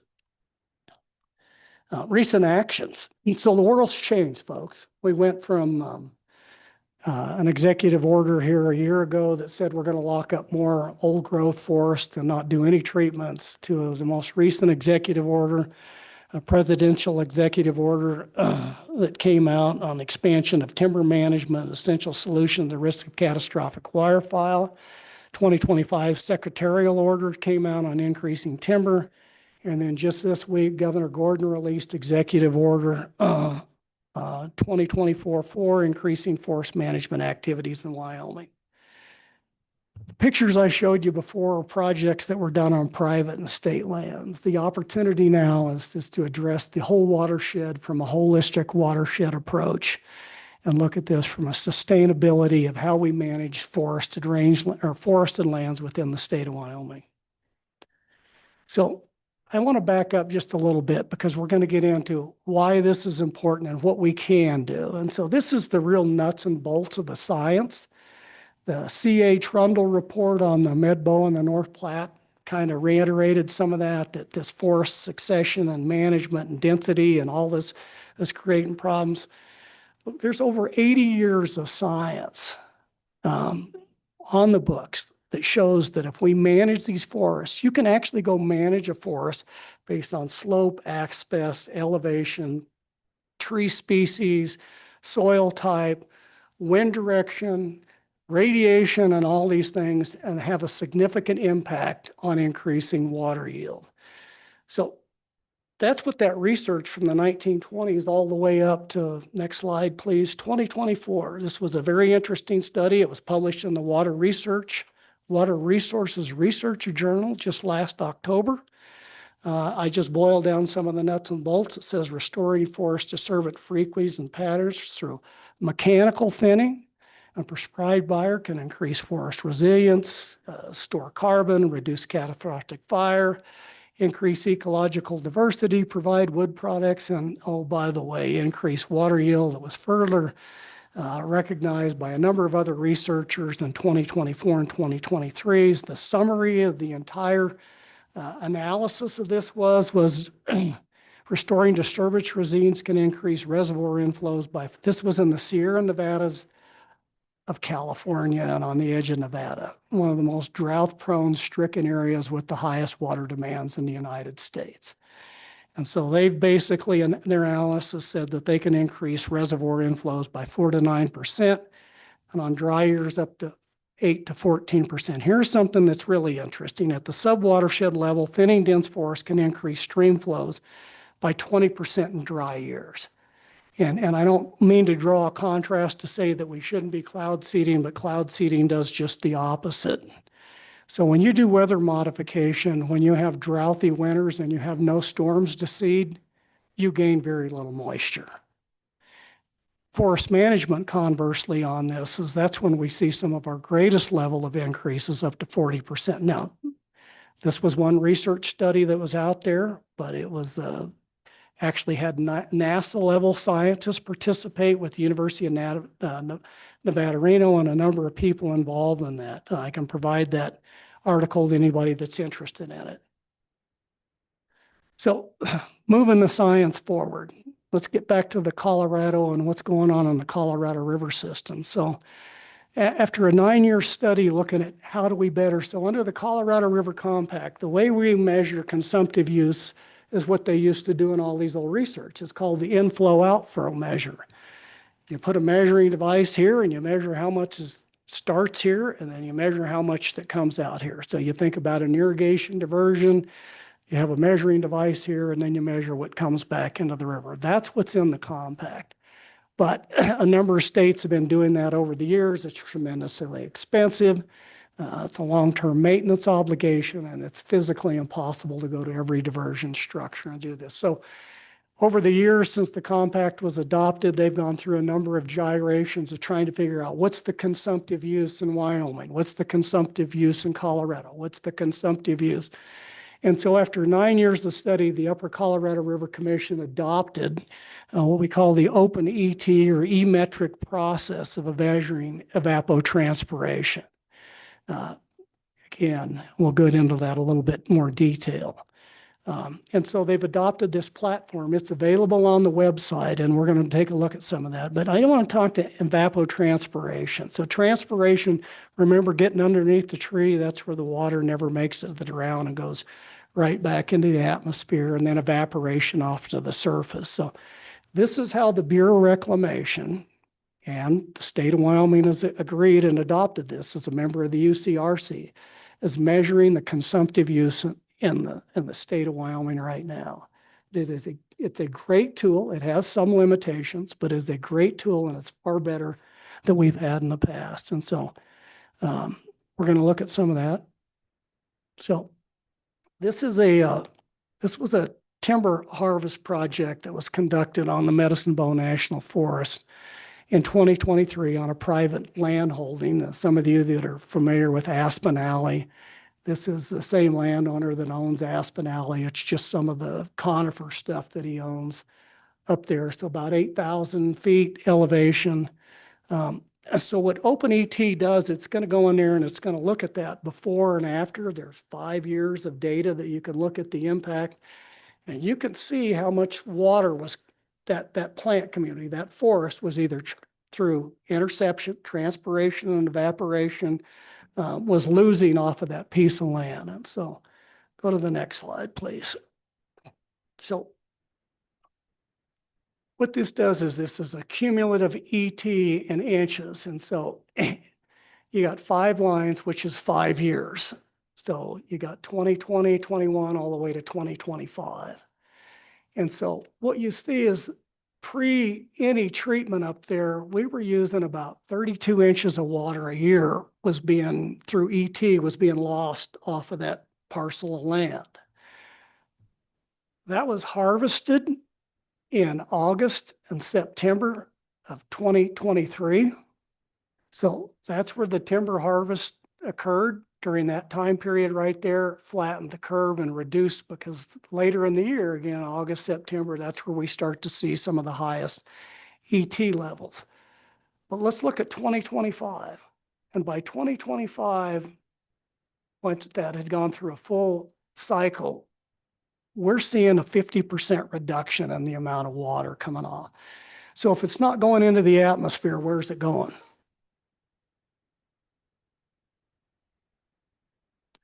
And if the soil's saturated because it's coming off as snow melt, where's it going? It runs off. So off of that site, by July of this year, had they not conducted that timber harvest, we put about an extra 10 inches of water off of each one of those acres into that little sandstone drainage through that project. There might be some minor losses in there, but a 50% increase is going into that stream now off of those parcels. That was about a 50, 60 acre parcel right there. Next slide. So you remember I told you about this photograph? We're going to come back to it. So that's that fuel break that was constructed in 2009. The Forest Service, after all the merchantable timber was mostly beat or killed, decided to go ahead and start selling it. And so what you see now, this is that same slide you saw before with that fuel break, but the Forest Service over a period of 6 years, because this is in a forest timber sale management area on Green Ridge, they did do a number of timber sales. You can see some recovery in there. So this is timber sales that occurred over 5 years. And so using the open ET methodology that the Bureau of Reclamation does for all cropland within the Colorado River Basin, I want you to focus on that. So let's call that the control area. There's been no harvest in there. You could go back to the 2009 photos. Nothing's changed. And so I want you to look at this. Will be the first one we look at and see how much water is that block using on a per acre basin. How much water is this using, which is 5, 6, 7, and 8-year-old timber sales. And then these are some treatments that were conducted last year. These were aspen stands that were masticated for habitat projects. And so we'll look and see how much water is changed off of those through mastication. So next slide, please. So this is the control area. This is that area that there's been no timber harvest in. And so if you look at that and you look out there, you can see down here. So if you take the 5-year average was 36.18 inches of consumptive use. That's how much off every acre we're using 3 feet of water is going back into the atmosphere. There's no runoff, no soil percolation, nothing. Next one. And so this is the area where the timber harvest occurred. And so you look at that and you start looking at the number of acre feet of water and you look at the number of acre inches. So it was 24 inches. So there's literally a foot of water that's sitting up there on those timber harvests that were conducted that's now running off of that land. An acre foot per acre because of that timber harvest is now available and moving. And those are 7 and 8 year old timber sales. Next slide. So the next one I want to focus on, because this is one of the things that when you start looking at forestry management that you have to take into consideration. It's the payout. How long do we get the benefits from doing forest management? So this is actually a timber sale. This is Battle Pass. If you've ever been over it, that's the rest area right there. This is back when we still had a sawmill in Saratoga, Laramie, and Camet. But that's a 40-acre block at 9,800 feet that was harvested primarily subalpine fir. So this is over 40 years old. And you look at that and you say, well, what's the water yield off of something that's 40 years old that was cut one time? One time. Next slide. And you look at that analysis. Oh, let's back up real quick. Same thing, I just show you. So the control area that I used here was this. So this has not been treated. That's what we consider more of an old growth of subalpine fir with some Engelmann spruce stand.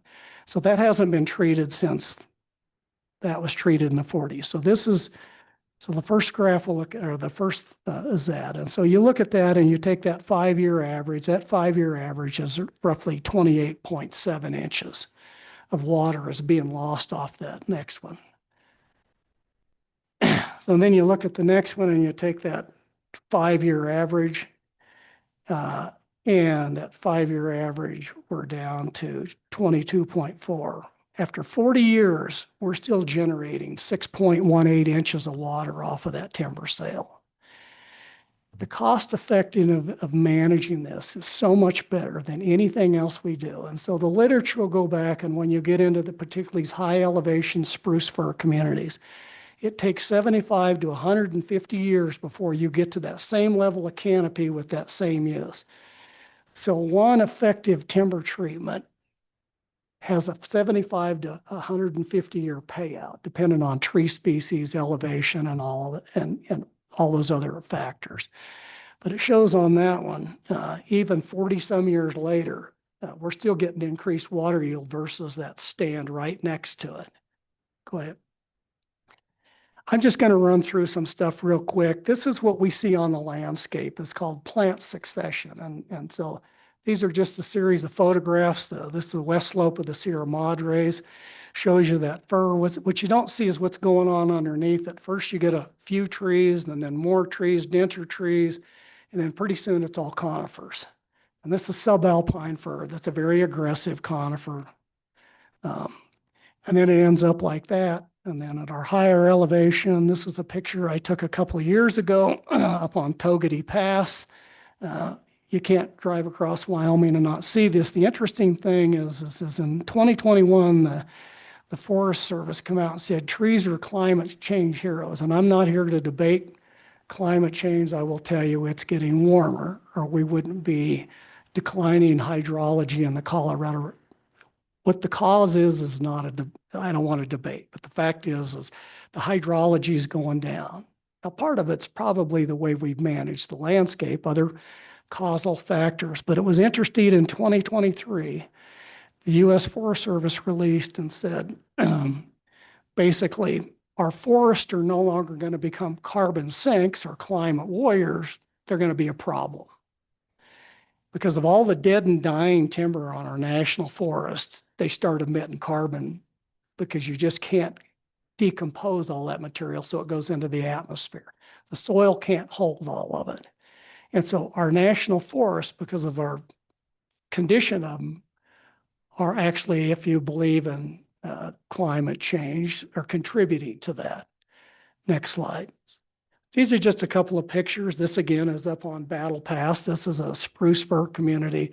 And then one of my favorite pictures is the next one. So this is a byproduct of this is up by Silver Lake on the Snowy Range. And this is a spruce fir community that's 80% dead as far as you can see. Although there's this little thing out here. This was a 40-acre timber sale that was done sometime in the 1980s on the Forest Service. This is the magnitude of the problem that we're facing today. Our forests are in terrible shape for the most part. Next slide. So again, what can we do? These are some projects. This was a project that we did with the Office of State Lands and Investment.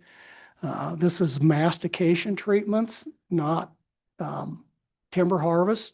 We're dealing primarily with subalpine fir, aspen, mixed mountain shrubs. Next slide. This is one that was just completed here last month. Landscape scale, dealing with, again, these are primarily habitat projects. Mastication does the same thing. You increase water yield, just not the extent as if you're managing coniferous forests. Next. Again, this is just another one. This was on Sheep Mountain. This was an aspen mixed conifer mastication project. Let's look at what that did in 1 year. Next. So again, just real quick, in 1 year, if we just look at the month of July, that project wasn't done until late September last year, so you didn't see much change out here. But by this year, by July, we've already seen a 55% reduction, 53% reduction in the amount of water use off of that area that's going into the soil or running off. Next.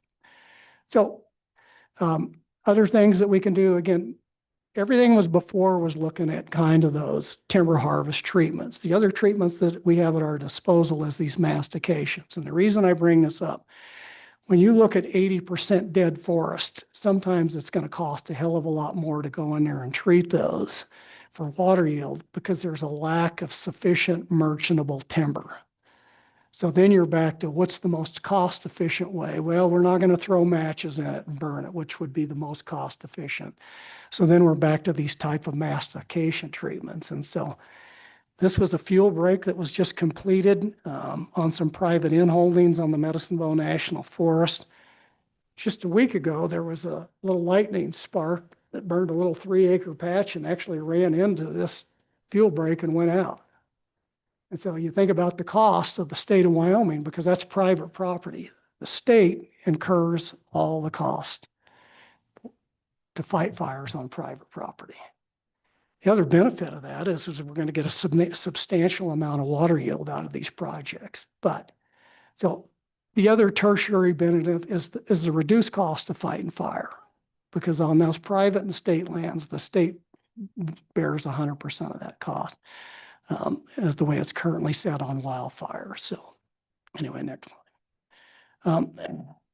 So one of the things that I went back through the statutes that operate the Water Development Office. And so under 41-2-114, it sets up the Water Development Program. And so when this was first initially set up, there was a lot broader vision for the Water Development Program. They also have land use planning agencies, basin planning responsibilities, but I just want to highlight that in the statutory framework, it basically specifies, and for the protection and improvement of public lands, the conservation of land resources, which means all those resources on the landscape. And so there's broad statutory authority for the Water Development Office to work in those areas. And then we get into developing financing recommendation. Obviously, number one is emphasizing multiple use water projects for maximum benefit. And so, next slide, please. A couple of recommendations I'd like Select Water to consider. And also, Water Development Commission, looking at that statutory authority, what you can and can't do. So first was this last year, Select Water Committee sponsored House Bill 101, which was Forest Health Grant Program through the State Forestry Division. That bill went to the House. It was assigned to the House Appropriations Committee. It passed out of the House Appropriations Committee and it just didn't make it to the calendar on Committee of the Whole. We ran out of time. So I had a conversation this morning with the state forester. We just learned here in the last couple of days, the federal government has approved a matching grant program for up to $1.5 million a year for the next 3 to 5 years. I believe 50% match. That if we bring this back and can get this through the legislature, we're going to be able to utilize all those federal funds. They're targeted for private and state lands. And so this would be a recommendation again for Select Water Committee to take this up, get this bill into the legislature, and let's see if we can get her across the finish line to leverage those federal dollars to increase water yield, reduce fire, provide wood products, improve habitat for the people of the state of Wyoming. The second one is to consider clarifying the statute and water development policy as it relates to forestry management projects that can demonstrate increased water yield. And so I want to contrast this with something. So when I went back through the statutory authority, there's no statutory authority to operate a weather modification program. But we do because the legislature's directed the office to do that. Now, there's also some, what I would say, rather vague language within the statutes that you could say, absolutely, they have the authority to work underneath that. Or you could make the argument that you can't. But I would like this committee and the commission to consider what that would look like. If somebody was to come and say, look, we're going to manage 1,000 acres of timberland at 9,000 feet in a 50-inch precip zone that's going to generate water for the next 100 years and manage that parcel of land under a water yield increase management prescription. Why would we not do that? Because it's going to pay dividends for 75 to 150 years out there. Folks, these opportunities don't come along very often. We finally have an administration that gets it. The opportunities to work with our federal partners is out there. You can go back and look at the litigation history. You can look at the science. You can look where we're at. We have an opportunity now to make this opportunity will not be here in 4 to 8 years. So the more that we can do right now that benefits water yield 10, 20, 50 years out is probably some of the best money that we could expend if we're serious about managing our constitutional obligation to manage our property, water of the state of Wyoming. So those are just a couple of recommendations for consideration that I'd like to throw out there. And with that, Mr. Chairman, I'm done with my comments, but I would be entertaining any questions if there's any questions. Thank you. Thank you, Senator Hicks. Committee and Water Development Commission. Do you have questions or discussion? Representative Chestik. Thank you, Mr. Chairman. Thank you, Senator Hicks, for this interesting report and interesting analysis. When you're talking about forest management, are you talking simply about removing the beetle kill and the dead trees? Or are you also talking about removing some of the living trees? I may have a follow-up. So that's not a simple question, but the simple answer is both. But it depends on the location, the site, the density of the beetle kill, the density of the existing overstory. And so if we were in a 10% canopy of mortality of Engelmann spruce, absolutely you're going to take green trees out.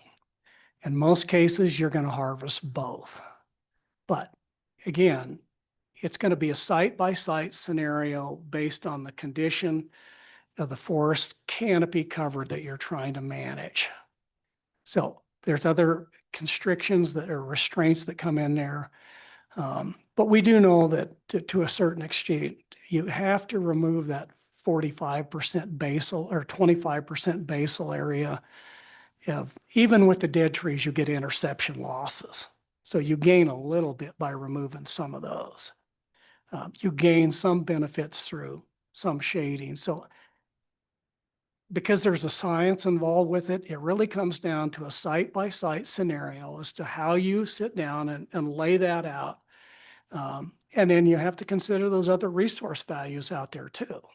So there's other things. If you can manage it specifically for water yield, but I think where all of the reality is those lands provide multiple benefits for multiple other things out there, and those have to be considered through any of these prescriptions to do that. So I know that's a long answer to your question, but the answer is it depends. Good lawyer-like answer. I tell my students that the correct answer to any legal question is it depends. But what's it depend on?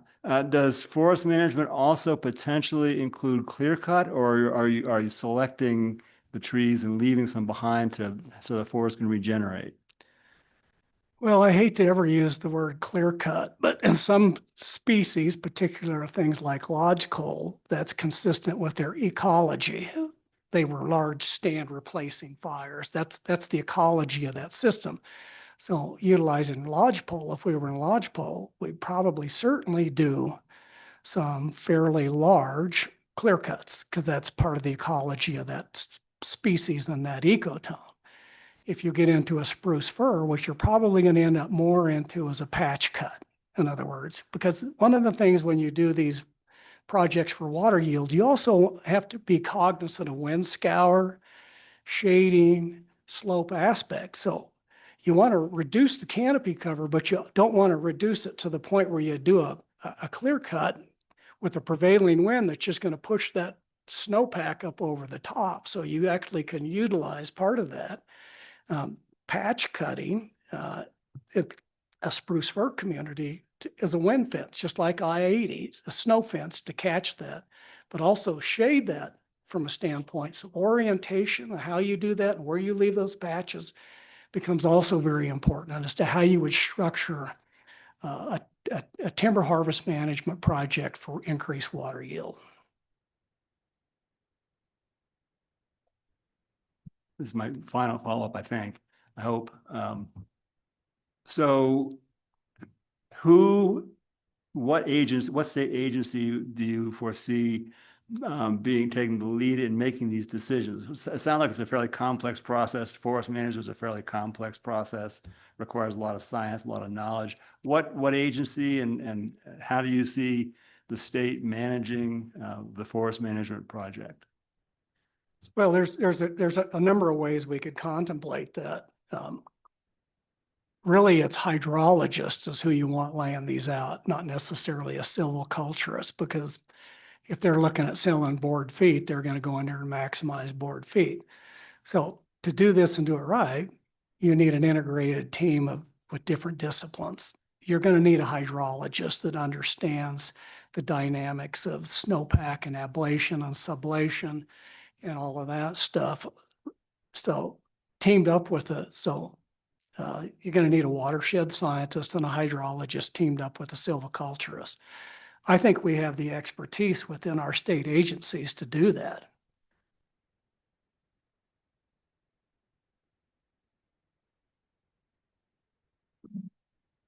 Yes. Senator Crum. Thank you, Mr. Chairman. Question would be, or maybe it's more of what I observe and just tell me if I'm correct or not. But I just see there's a lot of wins in this. When we get the water increase, it looks like from the data you collected that's pretty obvious, a 50% increase.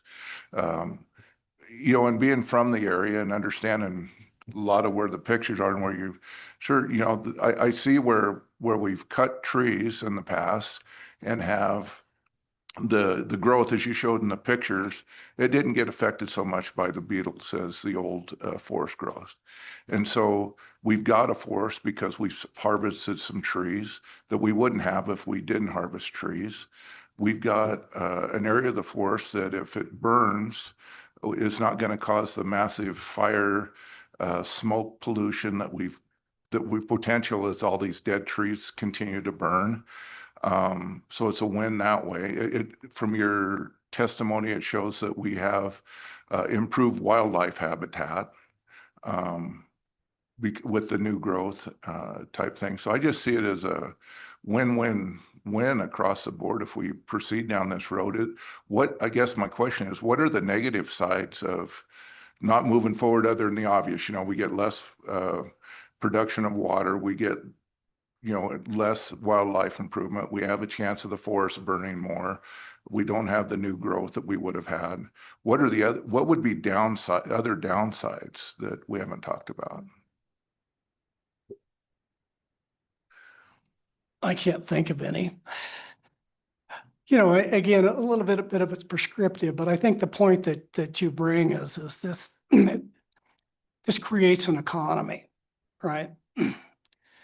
By removing those logs, and if they go to a timber mill or a firewood cell or anything else, that creates a job of a logger out there, and then a trucker, and then a millwright at the mill, and then they produce a product. And those are all secondary economies that come through just with, let's say, a timber sale. And so then you got the benefit of reduced fire risk, which is an obligation of both private, state, federal. All taxpayers are on the hook, whether through the federal government or the state, the taxpayers are on the hook. And so it decreases that potential cost associated with that, but the wildlife habitat. So as an ecology standpoint, what you look at in a watershed is you want age, class, and diversity. You want multiple age classes. One of the problems that you saw in the pictures is we have single age class forests. They're all old and they're all dying, and they're reducing water and they're increasing fire costs and stuff. So that age class and diversity drives the ecology, which drives the wildlife, which drives the recreational potential. I'm just telling you, we just harvested Aspen Alley over there because it was 100 and some years old and was dead, but that drove an economy. People just come up there to take pictures of Aspen Alley. So the tourism economy benefits. And so all these secondary, tertiary things from implementing these type of projects. Now, obviously, there's going to be some downside for some particular thing, but on the macro level and even the next level down and the next level down, I just think it's a win-win deal for the state of Wyoming and the taxpayers and the people of the state. Mr. Chairman? Follow up, Senator Crum. Yes, Mr. Chairman, I don't know if it's appropriate now or if we should wait, but from hearing the testimony and seeing the data that was presented, I would certainly make a motion, if it's appropriate now, to move forward with this. I know there needs to be a lot more discussion and things as a bill would proceed through the legislature, but I would certainly think there's enough evidence here to move Senator Hicks's recommendations forward. Mr. Chairman, there was another question down there. Yeah. Commissioner Cott. Thank you, Mr. Chairman.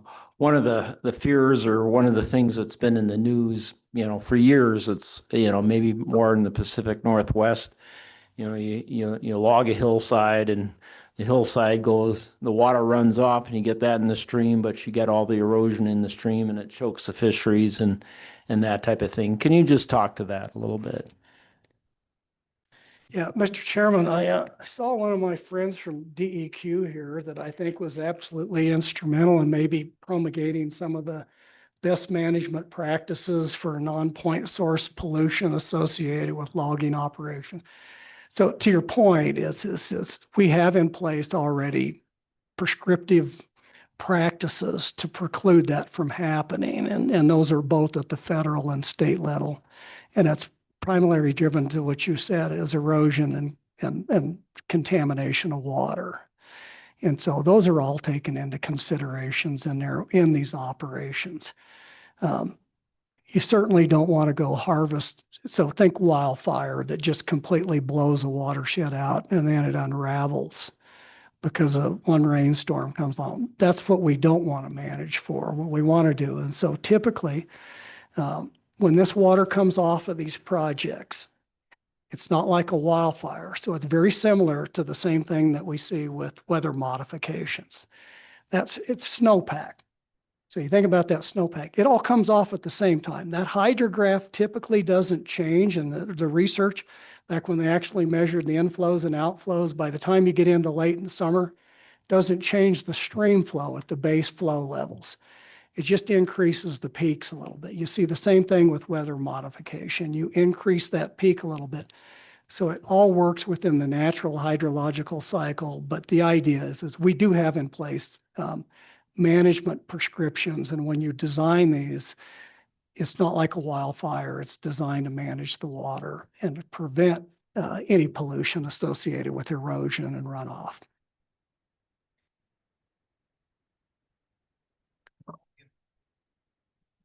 Martha, Representative Lawley, go ahead. Thank you, Mr. Chairman. Thank you, Senator Hicks, for your presentation. So my father worked for the Soil Conservation Service, mostly in Worland and Sheridan for a while too, but and he used to go measure snowpack in the Bighorns. That was part of the thing he loved doing. And as we would camp and things, I heard a lot from him that really reflects a lot of what you said and his views about forest management and mismanagement many times of our federal, particularly our federal forests. So I'm with you and I understand what you're saying and believe it to have been true without a lot of studies, but I appreciate the studies and would love to get a copy of your presentation. I didn't find it in the materials online, but I'd like to have it because there are some really good information in there. But my question is, can you give me a rough number in the state of Wyoming, the percentage of state and private owned forest land versus federal, just to get a sense of what we could do here. And then I have a follow-up about the federal forest land, but do you have a rough estimate of that? No. If our state forester here, she could probably just quote you exactly who that is. Okay. So we know the majority of our forested lands belong to the federal government, 48% of the state. You look at our forest and look at that. But there's all those opportunities, again, back on the private and state lands. But also we've got a federal partner right now. And so that's why it's so important to get something done, given the time frame that we have.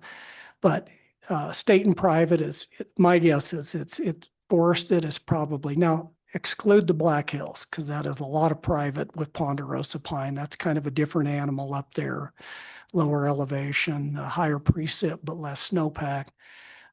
We're probably down to 10% of the forested lands, but that I can get that number for you. I'm sure the state forester probably has those. Follow up. Yeah, so just a little on that, our state forester is in a SLIB meeting. Yeah, SLIB meeting right now. It coincided with this one. She'll be able to bring us that information at some point. Go Thank you. ahead, Just Representative Lawley. Thank you, Mr. Chairman, for the follow-up. Senator Hicks, yeah, and I figured it was about that what you said, and you the point really was how much of the federal we have. So could you elaborate a little more? I mean, you talked about some of the opportunities with grants and things, but what do you see right now happening at the federal level to change the view of the U.S. Forest Service concerning management of forest lands in the West? Are you seeing any movement for creating, some plan? Because most of this is lack of a plan, really, that for years, or plans that were definitely not friendly to the issues we're talking about. So do you have any insight in that? Well, having dealt with this for 30 some years and as a cooperating agency on the development of the Med-Bow plan, but I will tell you, it comes down to who that forest supervisor is, who the district ranger is, and what district you're in. And because Region 2, Rocky Mountain, is different than the Northwest, and just changing forests from one forest to another, it's going to come down to the people. The opportunity is there, and in those places where they're geared up and ready to go. Some of them, and the reason I focus on the Med-Bow National Forest, number one, it's in my district, but number two, last couple of years, they've churned out more timber than any other forest in the state of Wyoming. In fact, they've been carrying almost all of Region 2's timber harvest targets. And they have done a lot in the last couple of years on the Med-Bow, but there is a lot to do. So the federal policies in place, you still have to have people at the next level and the next level and the next level. So it's going to be opportunistic. I think there's some forest and some district rangers are excited about the opportunity, and other ones just are not crazy about, the direction the agency's going. So it's across the board. Senator Larson. Yes, Mr. Chairman, thank you. So with the idea you're proposing, is it related to the Good Neighbor Authority and they're separate and kind of, or what is your deal here? So, and I thank you for that question, Senator Larson, because you're onto something with the legislation, and the conversation that I had with the state forester this morning before the meeting was, we have GNA, Good Neighbor Authority, where basically our state forestry is administering a vast majority of the timber sales for the federal government right now. In other words, we lay them out, we do the contracts, we do all that, and that's through Good Neighbor Authority. Now, they supply federal funding for all or part of those positions that the state forestry has. But with the bill that we passed, House Bill 101 last year, it was restricted only to state and private lands. And while this $1.5 million of federal money still could go as designated for state and private, I'd like to be able to have, because the opportunity now is to work on the federal lands, is to expand that and just say all these forested lands in the state of Wyoming. But GNA will be the tool that actually goes out, that we utilize on any federal parcels to lay out these potential timber harvest sales that will come back through that GNA agreement. So it is a critical part. I know as Chairman Boner here was critical in getting that expanded authority and some of those additional positions with the joint ag, Chairman Eklund, when you were chairman on ag and stuff. And so we've been moving this direction a long time, as basically the state of Wyoming has stepped up to the plate. And we have an opportunity to expand that opportunity right now with GNA to do these types of projects. It's still going to take some money. Senator Boner, I'll get to you. Just one more question, Mr. Chairman, and I guess this is more on the commercial timber sale side. Maybe in the Medbo, how long does it, and again, it depends, to create a merchantable tree. I mean, you talked about these areas that maybe 40 years out there that have been clear cut, didn't see a lot of tree regeneration on those. And so, it's like any crop, you want it to grow again. So can you talk to that topic? Yeah, it depends. Species, elevation, precip, soil types, but overall, so those pictures that I showed you of Green Ridge out there where we did the fuel break, and then a decade later, the forest did come in and start harvesting that. So in all of the state of Wyoming, Green Ridge has the fastest tree growth because of the soils and the precip. And you can raise a commercial lodgepole pine out there in 80 years. Now, that's as fast as you're going to get one in the state of Wyoming. And you move into the slower growing Doug fir, spruce, some of those species, you're talking 100+ years. Spruce trees typically will live to be 300 years old. So it takes a lot longer to grow a spruce than a lodgepole. And again, precip, elevation, and soil types. But so that's the range. Senator Boner. Thank you, Mr. Chairman. So appreciate the questions from Senator Larson. I'm just wondering, if we look at the interaction between how these proposals would interact with what's going on at the federal level, because we also have the significant increases in timber sales required by the Big Beautiful Bill. I'm just wondering, does that give us more of a reason to do this now? Is now the time, or should we look at it as, well, the feds are going to actually start doing something, so what we do in state and private land is less important? How do you think all this, interplays with what's happening at the federal level? Yeah, and I think the answer to the question is again, I think it gets back to my comment. There's an opportunity that we haven't had since the You have to go back to the 1980s when there was an opportunity to do the level of work that we're talking about on our national forests. So we can always work on the private and state lands. And so anything we can do to help expedite these projects on federal lands, because the pendulum will swing. And 4 to 8 years from now, this opportunity may not exist. And so, this is an all hands on deck approach, but right now, don't squander the opportunity. I can tell you, the legislature back in 2003, they had the opportunity when they passed that resolution about the state of Wyoming, all hands on deck, all resources, all legal opportunity. It didn't exist on the federal domain. It exists today. And so priority wise, anything that we can get keyed up, get out, G&A, if we can structure some of these federal projects to meet our objectives to increase water yield, we need to really push those hard. And so they're very well, and I think there very well may be the need for an additional 1 or 2 G&A foresters and state forestry to expedite all of this stuff. I think that was part of the gist of the governor's executive order too, is it's kind of an all hands on deck right now. Let's get busy, folks. Okay, so, Dan, Senator Larson, go ahead. Mr. Chairman, thank you. Just for the committee's information, I guess, and I do want to thank Senator Hicks for bringing this presentation and this topic forward, just for more knowledge for all of us.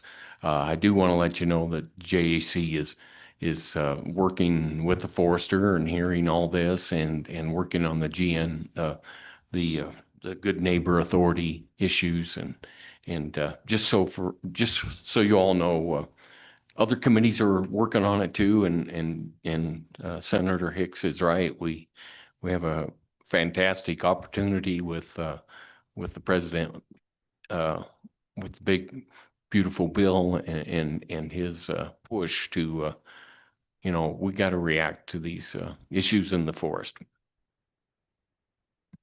So part of what I've got to say is statement, and part of it are questions on how we work legislation. I think there's an interest, and we'll probably have a motion that way. Senator Hicks and I have been together now this is year 15, correct? Yeah, long time. Who'd ever thought we'd stick with it as long as we have? And we agree and we disagree, and we've had a pretty good time watching things get done. This one we've agreed on 100%. We've tried every angle. How do we get our logging industry back? It was ended in 1995. And slowly before that, forest management had just gone away. In 1970, when I graduated from high school, the forestry industry was about 4th or 3rd.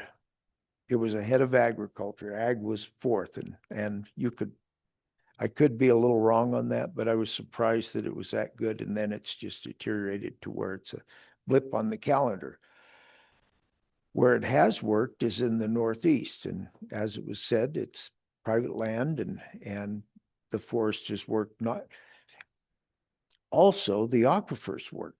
They get snowpack and they fill that Madison Formation to where we don't have to worry about it recharging because we're sucking hard out of that thing.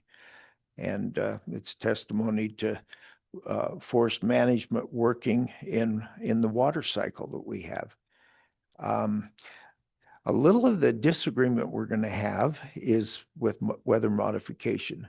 It took 35, 40 years to destroy what we thought, I think, was going on with water, at least to some extent. We can't fill Powell, we can't fill Mead, we don't even come close and haven't for 20 years. It took a long time to really mess that whole thing up, and it'll take a while to straighten it around. You talked of of 40-acre treatments, and we've got, I don't know how many millions of acres of national forests that really need to be managed. And so I believe the people in this drainage are screaming for help right now. And I think the weather modification is something that we have to look at as a remedy, an immediate remedy. Won't be perfect without a good forest to pack the snow into. The question I've got, so we agree and we disagree a little bit. The question I've got is on this bill, you gave us two possibilities for legislation, the 101 bill. And my hope is that when we get to the session, we won't just argue and haggle and go on and on. That's gone on for years now. And we don't get enough done. Hopefully we'll get this done, and it'll be a short session to get it done, but we'll try. Do you have, can we incorporate the second part of legislation that you talked of into this same bill, or do they have to be two separate ones? So, Mr. Chairman, just a little commentary on your commentary. I don't necessarily disagree with you on the cloud seeding. I'm just saying in a financially limited environment, $1 spent here, $1 spent here. And so I did go back and look at the 2024 analysis and look at some cost comparatives, and it's much more cost effective to manage the timber than it is to now. And the best case scenario, we do the treatments and then you'd seed the clouds over them and then you double down. So I'm not opposed to cloud seeding. I just think in the cost efficiency of looking at which one, you pay for that cloud seeding every year. You pay for a forestry treatment one time to get 75 years. And so the long-term cost benefit analysis, there's not a lot of comparison. And even if you do a one-year analysis, we look at those mastication treatments because I've been involved in doing a lot of those the last few years, and looked at the stuff that we did and look at the return on the dollar. It's half the cost associated with cloud seeding or weather mod. So ideally, we would do both. I'm just saying, and there's going to be places that we can't harvest timber. Let's think like federal wilderness areas. That's the appropriate place that we ought to be doing weather mod, but just broad scale. So more targeted weather mod would be a good thing, to look at those areas where we have no opportunity, and a designated federal wilderness area to look at ramping up our weather mod efforts in those areas. But I just think dollar for dollar, there's not much comparison when you run the true economic analysis on those. So Senator, I agree with that, but I'm just saying the prospector that comes out of the hills and into the desert with the bag of gold has no water. He would give that bag of gold we'll pay anything. The cost isn't going to make any difference. So, but at least we agree that everything we can employ is going to be a good plan. So back to your question, was it require law? The one bill I think needs to stand the way it is right now, 101. And so I'm not convinced that it even requires legislation as much as it requires legislative direction. Not any different than the weather modification program. So when you go back and you read 41-112, which is the development of the water development program, it's very broad, and we've kind of adopted a number of programs underneath that. It doesn't specify weather mod in there any way or anyhow. I don't see that this is much different. It's about managing water and increasing water. It's a reservoir. Think of that snowpack as a reservoir. We're going to manage that reservoir through the water development program. I just want to make sure that if we move with this direction and say under those type of things, that there's not this argument, because it's not clear. Let me rephrase it. It's not explicit. It's not explicit. And so, again, I don't know that it requires legislation. It could be no more than adding to the omnibus water bill, that the legislative declaration and the construction bill that the legislature recognizes that these type of projects are eligible. So to create, and then once that happens, that would probably clarify what I'm asking for is if we're going to go down this route, let's clarify it and just make sure that both the commission and the office and the legislature agree this is a program that we want to incorporate and set up under water development. So it could be, so that's legislation, but it could be that we just identify those as eligible projects in the water development program versus crafting a whole new bill. So it'd be in the sections in the construction bill that these projects that specifically manage forest resources for increased water yield should be considered for eligibility. Now they'll go through all the other criteria that have to be adhered to for those projects. But that's my recommendation, is to look at that as an alternative. Questions, committee? Okay, so we'll maybe a two-pronged approach. Draft a bill if we need it, and research to see if we could just incorporate it into the omnibus construction bill. Okay. So with that, would there be a motion from the floor? Senator Crum. Thank you, Mr. Chairman. Yes, I'd make a motion that we do just what you talked about, that we would move both these items forward. Okay. Seconded by Senator Stacy. Okay. Do you have that request down? Okay. Is there further discussion? We haven't had any public discussion, and I probably should have gone there first. Other public discussion. Before we vote on it, I'd probably need to open it up to the public. Anybody have anything they want to add? Okay, oh, we've got somebody, whoa. Thank you. Commissioner, go ahead. It's more of a comment. There's this tribe out in California, it's a Creek tribe, where years ago forestry stopped them from doing their cultural burning or prescribed burning, I guess for them it would be, but they used to take care of their forests all the time prior to, how they done the roadless rule and all of they wouldn't let nobody do no logging or nothing. Anyway, over time their forests were getting out of whack, so their cycles weren't working right, and so they're going back to the cultural, like prescribed burning, and it's to protect their salmon habitats and their forests. So it's kind of along the same lines, I think if you go too extreme one side and not let nobody do anything in the forest, or you could go too extreme and do too much the other way. But if we can kind of just manage the cycles, I think it would benefit us all. And I think ever since they cut the logging off around our area, we've had a lot of issues with our forest, the health of it, and everything's gone down. Just a comment. Thank you.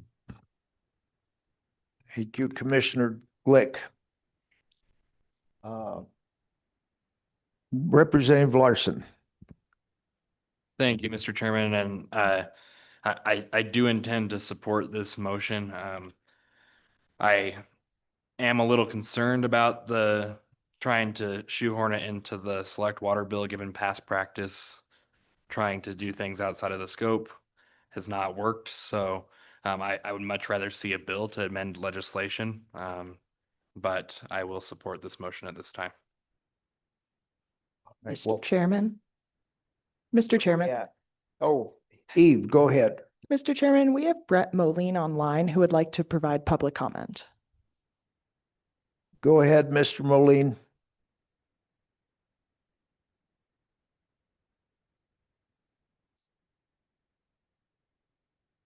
Think we aren't hearing you yet.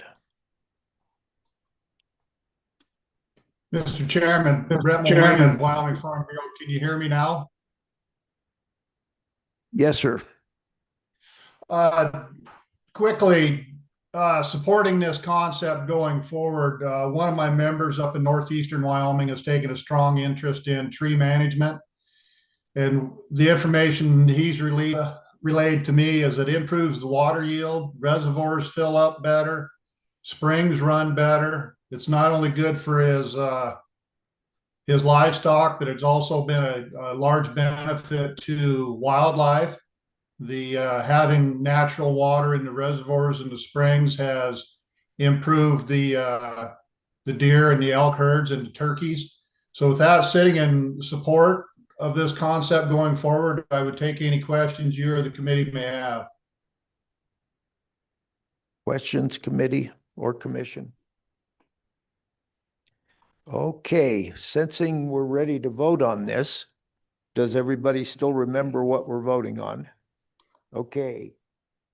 We got more discussion. Go ahead, Representative Lawley. Thank you, Mr. Chairman. I want to, just a clarification, because again, I agree with Representative Larson that we need to have consistency and clarity in our statutes, and particularly as it concerns directions for agencies. So I'm not sure if the motion has it as a separate bill or not, but I think that we should do something like House Bill, was it 101? If I got it right, but rather than put it in on this water bill, I just feel like that we make things harder for people who are trying to understand and interpret the law when we kind of tuck things in somewhere. So I want to make sure I understood the motion regarding that. If our motion is to look at a bill or create a bill, is that what we're doing with the motion? So I think we're looking at two things. One is a bill that would stand alone. Maybe three things. One is a bill that would stand alone, whether or not we even need that bill. And the possibility of incorporating it into the omnibus construction bill. Okay. And we can probably clear that all up next meeting. Am I correct on that? Yes, sir, Mr. Chairman. So I had the motion as a two-part motion, one for that House Bill 101, and then a second part of the motion to look into making those management projects eligible for water development funding, whether that would be in omnibus bill or through another method. So we could certainly look at doing a standalone bill if that's the way the committee wants to go. Thank you for that clarification. Representative Chesick. Thank you, Mr. Chairman. I also just want to make a comment that I will support the motion. What convinced me to support the motion was the response that Senator Hicks gave to my question about who's going to be in charge of this on the state end. The multidisciplinary approach where we have a lot of different agencies with expertise looking at this together as a team, that's key to my support. So just for drafting purposes for LSO, if we can make sure that we have a broad team-based approach to it's a complex issue and needs a complex solution. So thank you. Thank you, Representative. Any further discussion? Sensing we're ready to vote, all those in favor signify by saying aye. Aye. Opposed? Thank you. That motion passes. So we'll be looking at a bill the next meeting. And yep. Yes, go ahead. Thank you, Mr. Chairman. A couple comments and then a question for our director. I think that everyone probably understands a lot of our forest issues or 100+ years of fire suppression probably would be the most likely #1 cause of the beetle kill and other things, because historically it's pretty well understood now that forests burned before we came here, and we've suppressed those fires, and that's caused a lot of the problems. But I would hope that with the implementation of programs like these, we could show some of the naysayers the positive benefits to the forest in general, the forest health, not just the water production from those forests by managing them properly. But where I'm going with all of this is I really am hopeful, and I believe it probably will come to fruition, that we will start some kind of program that we can manage these. But I'd like to ask the director when this, I'm not going to say when and if, I'm going to say when this actually does come to pass. And it's before us as commissioners, what is going to be our responsibility. I think initially, are we going to have to make some changes or additions to our operating criteria?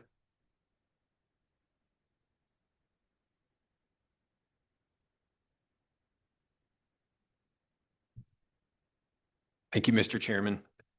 Yeah, this is all brand new discussion. So I think that is definitely something, and it might be something once we see some draft legislation that could go into the omnibus bill in November and we have a better understanding of things, it could be taken care of in criteria rather than legislation on eligibility of funds. One thing that comes to mind is funding in general, and the conversation we're going to have this afternoon about aging infrastructure and the amount of funding that goes around and the already limited ability to deal with the aging infrastructure. And now we're adding a demand to the program potentially. So just a consideration of how we rank that in comparison with other demands on a program will be something we'll need to talk about probably at future meetings. Okay, thank you. Thank you, Mr. Chairman. Thank you, Director. So we're a little early finishing what we thought we might get done. I'm tempted to take up prescriptive easement and the amendment that we were going to do on that, except we might want a comment from state engineer or public comment. So maybe we'll break early for lunch, and can we all finish eating in an hour? I see heads saying yes, so we'll come back at 12:30 and continue aging in irrigation infrastructure and municipal infrastructure.